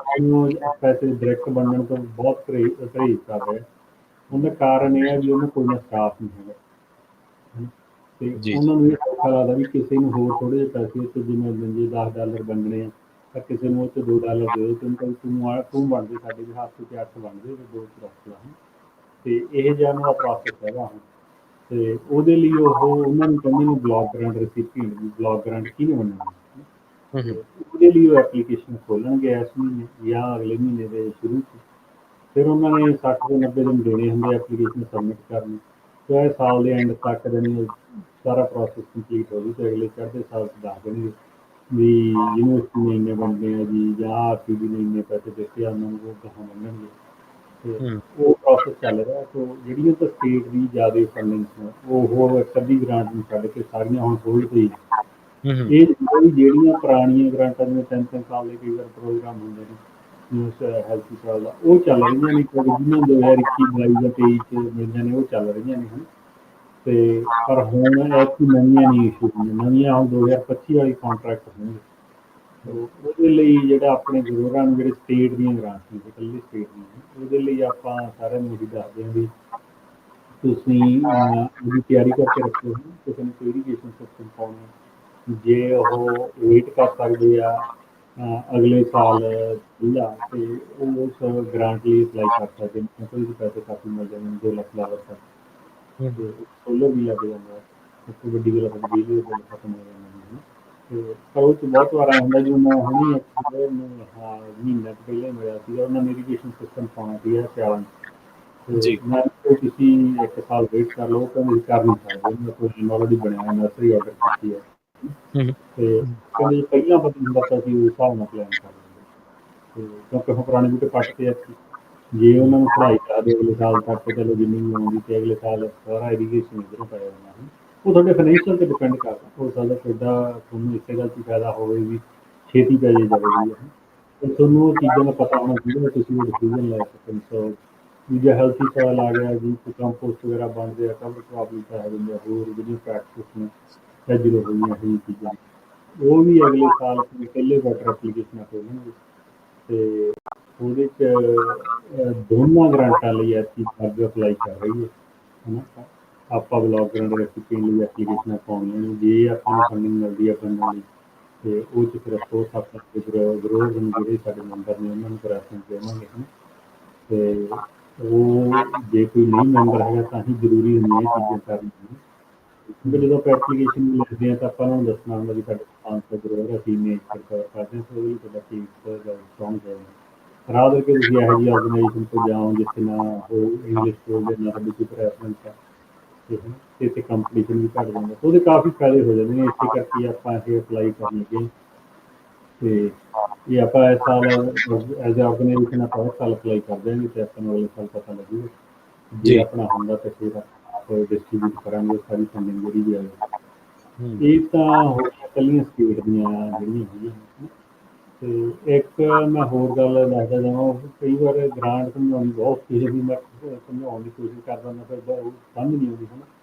ਠੀਕ ਹੈ। ਤੇ ਉਹ ਉਹਦਾ ਇਹ ਮੈਂ ਜੀ ਮੋਟੇ ਮੋਟੇ ਸ਼ਬਦਾਂ ਸੌਖੇ ਸ਼ਬਦਾਂ 'ਚ ਸਮਝਾਵਾਂ ਵੀ ਜੇ ਕਿਸੇ ਦਾ ਬੋਰ 'ਤੇ ਖਰਚ ਹੋਇਆ ਕੁਛ ਪੁਰਾਣਾ ਪਿਛਲੇ 2-3 ਸਾਲਾਂ ਦੀ, ਜਾਂ ਕਿਸੇ ਐਕਸਟ੍ਰੀਮ ਵੈਦਰ ਕਰਕੇ ਜਿਵੇਂ ਫਲੱਡਿੰਗ ਹੋਈ, ਕਿਸੇ ਨੁਕਸਾਨ ਹੋਇਆ, ਉਹਦੇ ਲਈ ਸਟੇਟ ਦੇ ਕੋਲ ਬਜਟ ਹੈਗਾ ਹਜੇ ਵੀ, ਬਹੁਤ ਹੂੰ, ਥੋੜ੍ਹਾ ਰਹਿੰਦਾ ਹੁਣ, ਬਟ ਹੈਗਾ, ਜੀ, ਹੈ ਨਾ।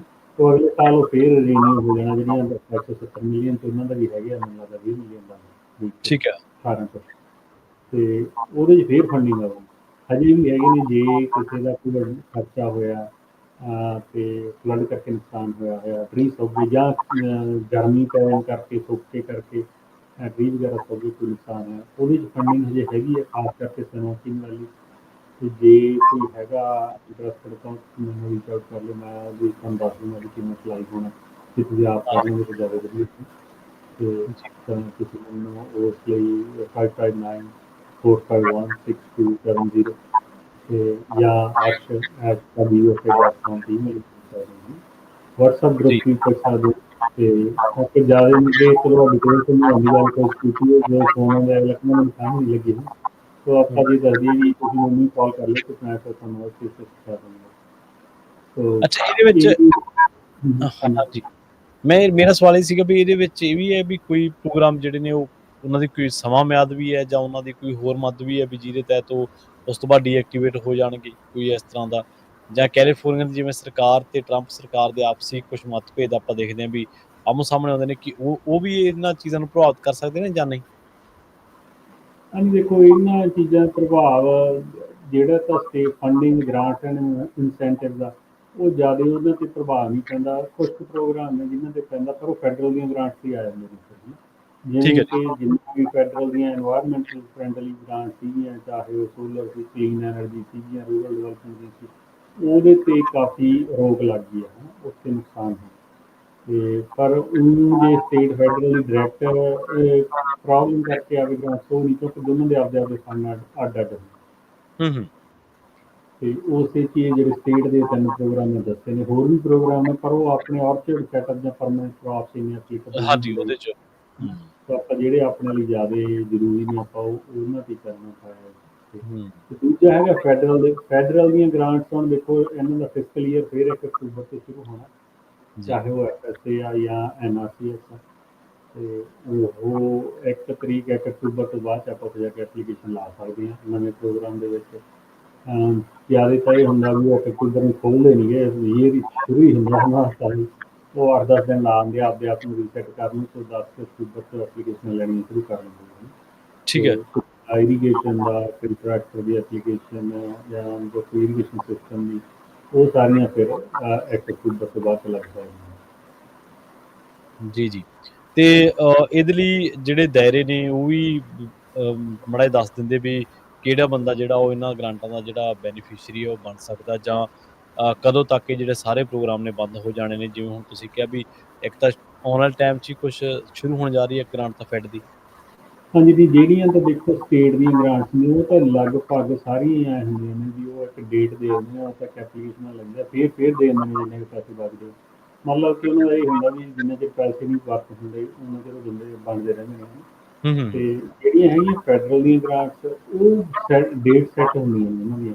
ਜਿਵੇਂ ਇਹਨਾਂ ਨੇ ਹੁਣ 1 ਅਕਤੂਬਰ ਤੋਂ ਟੈਕਨੀਕਲੀ ਲੈ ਕੇ 15 ਦਸੰਬਰ ਤੱਕ ਐਪਲੀਕੇਸ਼ਨਾਂ ਲੈਣੀਆਂ ਹੈ ਨਾ, ਠੀਕ ਹੈ। 1-2 ਦਿਨ ਉੱਧਰ ਹੋ ਸਕਦੇ ਆ। ਉਦੋਂ ਬਾਅਦ 'ਚ ਨਹੀਂ ਇਹਨਾਂ ਨੇ ਲੈਣੀਆਂ। ਉਦੋਂ ਬਾਅਦ 'ਚ ਫਿਰ ਅਗਲੇ ਕੁਆਟਰ 'ਚ ਤੁਹਾਡੀ ਐਪਲੀਕੇਸ਼ਨ ਚਲੇਗੀ, ਫਿਰ ਉਹ ਤੁਹਾਡੀ ਜਾਣੀ ਕਿ ਰਿਵਿਊ ਜਾ ਕੇ ਪ੍ਰਾਇਮਰੀ 'ਚ ਹੋਊਗੀ। ਤੇ ਉਹ ਇਸ ਹਿਸਾਬ ਨਾਲ ਕੁਆਟਰਲੀ ਚੱਲਦੇ ਨੇ, ਤੇ ਹਰੇਕ ਕੁਆਟਰ 'ਚ ਚਾਂਸ ਘੱਟ ਜਾਂਦੇ ਨੇ ਜਿੰਨਾ ਤੁਸੀਂ ਲੇਟ ਹੋਈ ਜਾਂਦੇ। ਜੇ ਸ਼ੁਰੂ ਦੇ ਸਾਲ ਦਾ ਜਿਹੜਾ ਹੁੰਦਾ ਸ਼ੁਰੂ ਹੁੰਦਾ 1 ਅਕਤੂਬਰ ਤੋਂ, ਜੇ ਉੱਦਾਂ ਲਾਓਗੇ ਤਾਂ ਜ਼ਿਆਦਾ ਚਾਂਸ ਹੋਊਗੀ, ਜੇ ਤੁਸੀਂ ਹੁਣ ਦੂਜੇ ਕੁਆਟਰ ਜਾਂ ਤੀਜੇ 'ਚ ਲਾਓਗੇ ਉਸ ਤੋਂ ਚਾਂਸ ਘੱਟ ਜਾਂਦੇ ਨੇ। ਤੇ ਸੋ ਉੱਥੇ ਥੋੜ੍ਹੀ ਜਿਹੀ ਡੈਡਲਾਈਨ ਇਸ ਤਰੀਕੇ ਦੀ ਹੁੰਦੀ ਹੈ। ਸਟੇਟ ਦੀ ਡੈਡਲਾਈਨ ਉਵੇਂ ਨਹੀਂ ਹੁੰਦੀ, ਪਰ ਸਟੇਟ ਨੇ ਆਪਦੇ ਫੰਡ ਖਤਮ ਕਰਨੇ ਹੁੰਦੇ ਨੇ, ਤੇ ਉਹ ਉਸ ਹਿਸਾਬ ਨਾਲ ਚੱਲਦੇ ਨੇ। ਜੀ, ਉਹ ਮਤਲਬ ਸਟੇਟ ਨੂੰ ਇਹ ਹੁੰਦਾ ਵੀ ਛੇਤੀ ਛੇਤੀ ਫੰਡ ਖਤਮ ਕਰ ਦਈਏ ਜਿੰਨੇ ਵੀ ਐਲੋਕੇਟ ਹੈ। ਉਹਨਾਂ ਦੇ ਹੁੰਦੇ ਨੇ ਵੀ ਸਾਲ 'ਚ ਇਸ ਸਾਲ ਜਿਵੇਂ 2025 'ਚ ਇੰਨੇ ਪੈਸੇ ਪੈਂਦੇ ਨੇ, 26 'ਚ ਇੰਨੇ ਬਣਨੇ ਆ, ਜਿਹੜਾ ਅੱਛਾ, ਹੁਣ ਆਪਾਂ ਵੀ ਹੋ ਜਾਂਦਾ ਆਪਣੇ ਅਰਸ਼ਦੀਪ ਸਿੰਘ ਜੀ ਵੀ ਕੁਛ ਜਿਹੜੇ ਫੰਡ ਨੇ ਐਲੋਕੇਟ ਤਾਂ ਹੋਏ ਨੇ ਪਰ ਉਹ ਯੂਜ਼ ਹੋਏ ਬਿਨਾਂ ਰਹਿ ਗਏ ਹੁਣ ਫੈਡ ਦੇ ਵਿੱਚ ਜਾਂ ਸਟੇਟ ਦੇ ਵਿੱਚ। ਉਹ 'ਚ ਦੇਖੋ ਨਾ, ਉੱਥੇ ਆਪਾਂ ਨੂੰ ਜਿਵੇਂ ਜੇ ਆਪਾਂ ਫੈਡਰਲ ਦੀ ਗੱਲ ਕਰੀਏ, ਫੈਡਰਲ ਦੀ ਗੱਲ ਬਹੁਤ ਵਾਰੀ ਇਹੋ ਜਿਹੇ ਪ੍ਰੋਗਰਾਮ ਹੁੰਦੇ ਨੇ ਜਿਹੜੇ ਸਾਰੇ ਸਟੇਟ ਨੂੰ ਪੈਸੇ ਜਾਂਦੇ ਨੇ।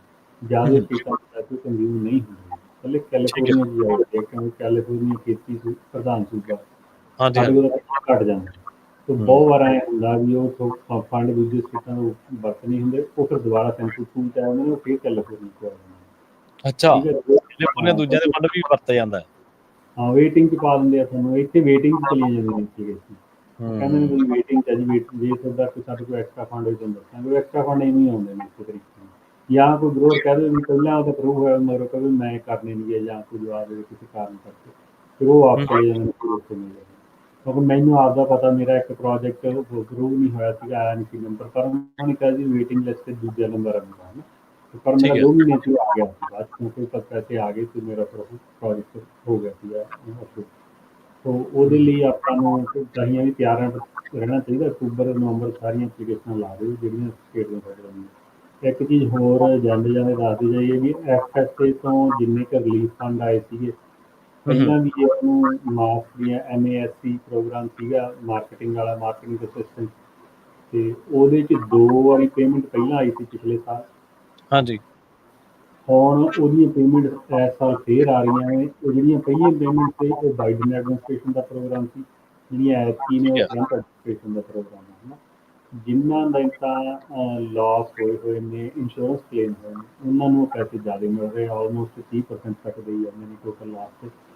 ਤੇ ਜੀ। ਜਿਨ੍ਹਾਂ ਨੇ ਲਾਸ ਨਹੀਂ ਕਲੇਮ ਕੀਤਾ ਪਰ ਉਹਨਾਂ 'ਤੇ ਇੰਪੈਕਟ ਹੋਇਆ, ਉਹਨਾਂ ਨੂੰ ਉਹ ਪੈਸੇ ਘੱਟ ਮਿਲਦੇ ਆ, ਉਹਨਾਂ ਨੂੰ ਮਤਲਬ 10% ਤੋਂ ਵੀ ਘੱਟ ਮਿਲਦੇ। ਤੇ ਪਰ ਉਹ ਪੈਸੇ ਆ ਰਹੇ ਆ। ਤੇ ਜੇ ਤਾਂ ਤੁਸੀਂ ਮਾਸਕ ਵਾਲੀਆਂ ਐਪਲੀਕੇਸ਼ਨਾਂ ਲਾਈਆਂ ਸੀ ਪਿਛਲੇ ਸਾਲ, ਚਾਹੇ ਉਹ ਕਰੋ ਪਹਿਲੇ ਸੀਗੀ ਤੇ ਚਾਹੇ ਦੂਜੇ, ਫਿਰ ਤੁਹਾਨੂੰ ਕੁਛ ਕਰਨ ਦੀ ਲੋੜ ਨਹੀਂ, ਤੁਹਾਡੇ ਆਪਦੇ ਆਪ ਪੈਸੇ ਆ ਜਾਣਗੇ। ਜੇ ਚਾਹੇ ਤੁਸੀਂ ਚੈੱਕ ਲਿਖਿਆ ਉਹਨੂੰ ਚੈੱਕ ਆ ਜਾਊਗਾ ਘਰੇ, ਜੇ ਡਾਇਰੈਕਟ ਡਿਪੋਜ਼ਿਟ ਦਾ ਡਾਇਰੈਕਟ ਡਿਪੋਜ਼ਿਟ ਪਹੁੰਚ ਜਾਣਾ।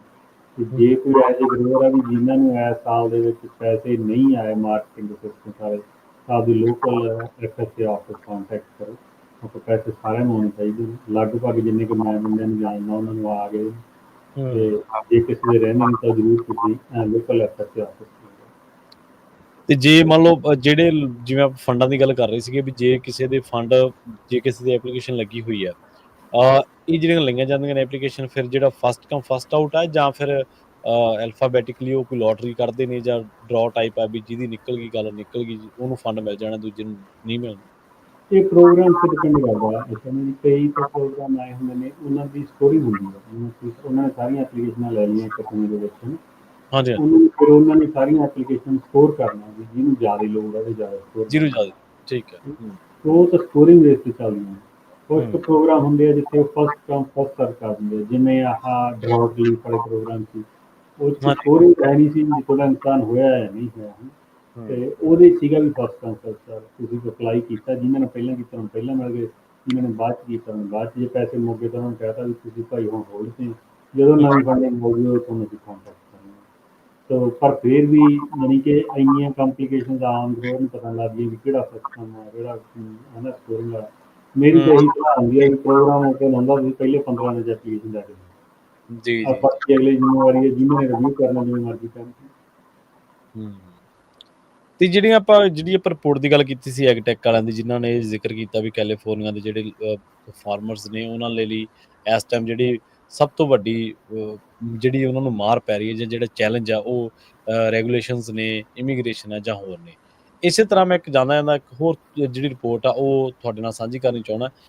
ਕੈਲ ਮੈਟਰਸ ਲਿਖ ਰਿਹਾ ਸੀ ਇੱਕ ਰਿਪੋਰਟ ਦੇ ਵਿੱਚ, ਕਹਿੰਦੇ ਵੀ ਕੈਲੀਫੋਰਨੀਆ ਜਿਹੜੇ ਪੋਲੀਟੀਸ਼ੀਅਨ ਨੇ ਉਹਨਾਂ ਦੇ ਵਿੱਚ ਬਹੁਤੇ ਉਹ ਐਗਰੀਕਲਚਰ ਦੇ ਜਿਹੜੇ ਟਰਬਲ ਨੇ ਉਹਨਾਂ ਨੂੰ ਤਾਂ ਇਗਨੋਰ ਕਰ ਰਹੇ ਨੇ, ਪਰ ਜਿਹੜੇ ਮੂਵੀ ਬਿਜ਼ਨਸ ਆ ਉਹਨੂੰ ਬੂਸਟ ਕਰਨਾ ਚਾਹੁੰਦੇ ਨੇ। ਉਹ ਇਹ ਗੱਲ ਮਤਲਬ ਕੀ ਕੋਈ ਪਿਛਲੇ ਦਿਨੀ ਬਿਆਨ ਆਇਆ ਸੀ ਜਾਂ ਕੋਈ ਐਕਟੀਵਿਟੀ ਹੋਈ ਸੀ ਸਿਆਸੀ ਗਲਿਆਰਿਆਂ ਦੇ ਵਿੱਚ ਜਿਹਦੇ ਨਾਲ ਇਹ ਲੱਗਿਆ ਵੀ ਉਹ ਜਿਹੜੇ ਪੋਲੀਟੀਸ਼ੀਅਨ ਨੇ ਉਹ ਇਗਨੋਰ ਕਰ ਰਹੇ ਨੇ ਕੈਲੀਫੋਰਨੀਆ ਦੇ ਐਗਰੀਕਲਚਰ ਸੈਕਟਰ ਨੂੰ?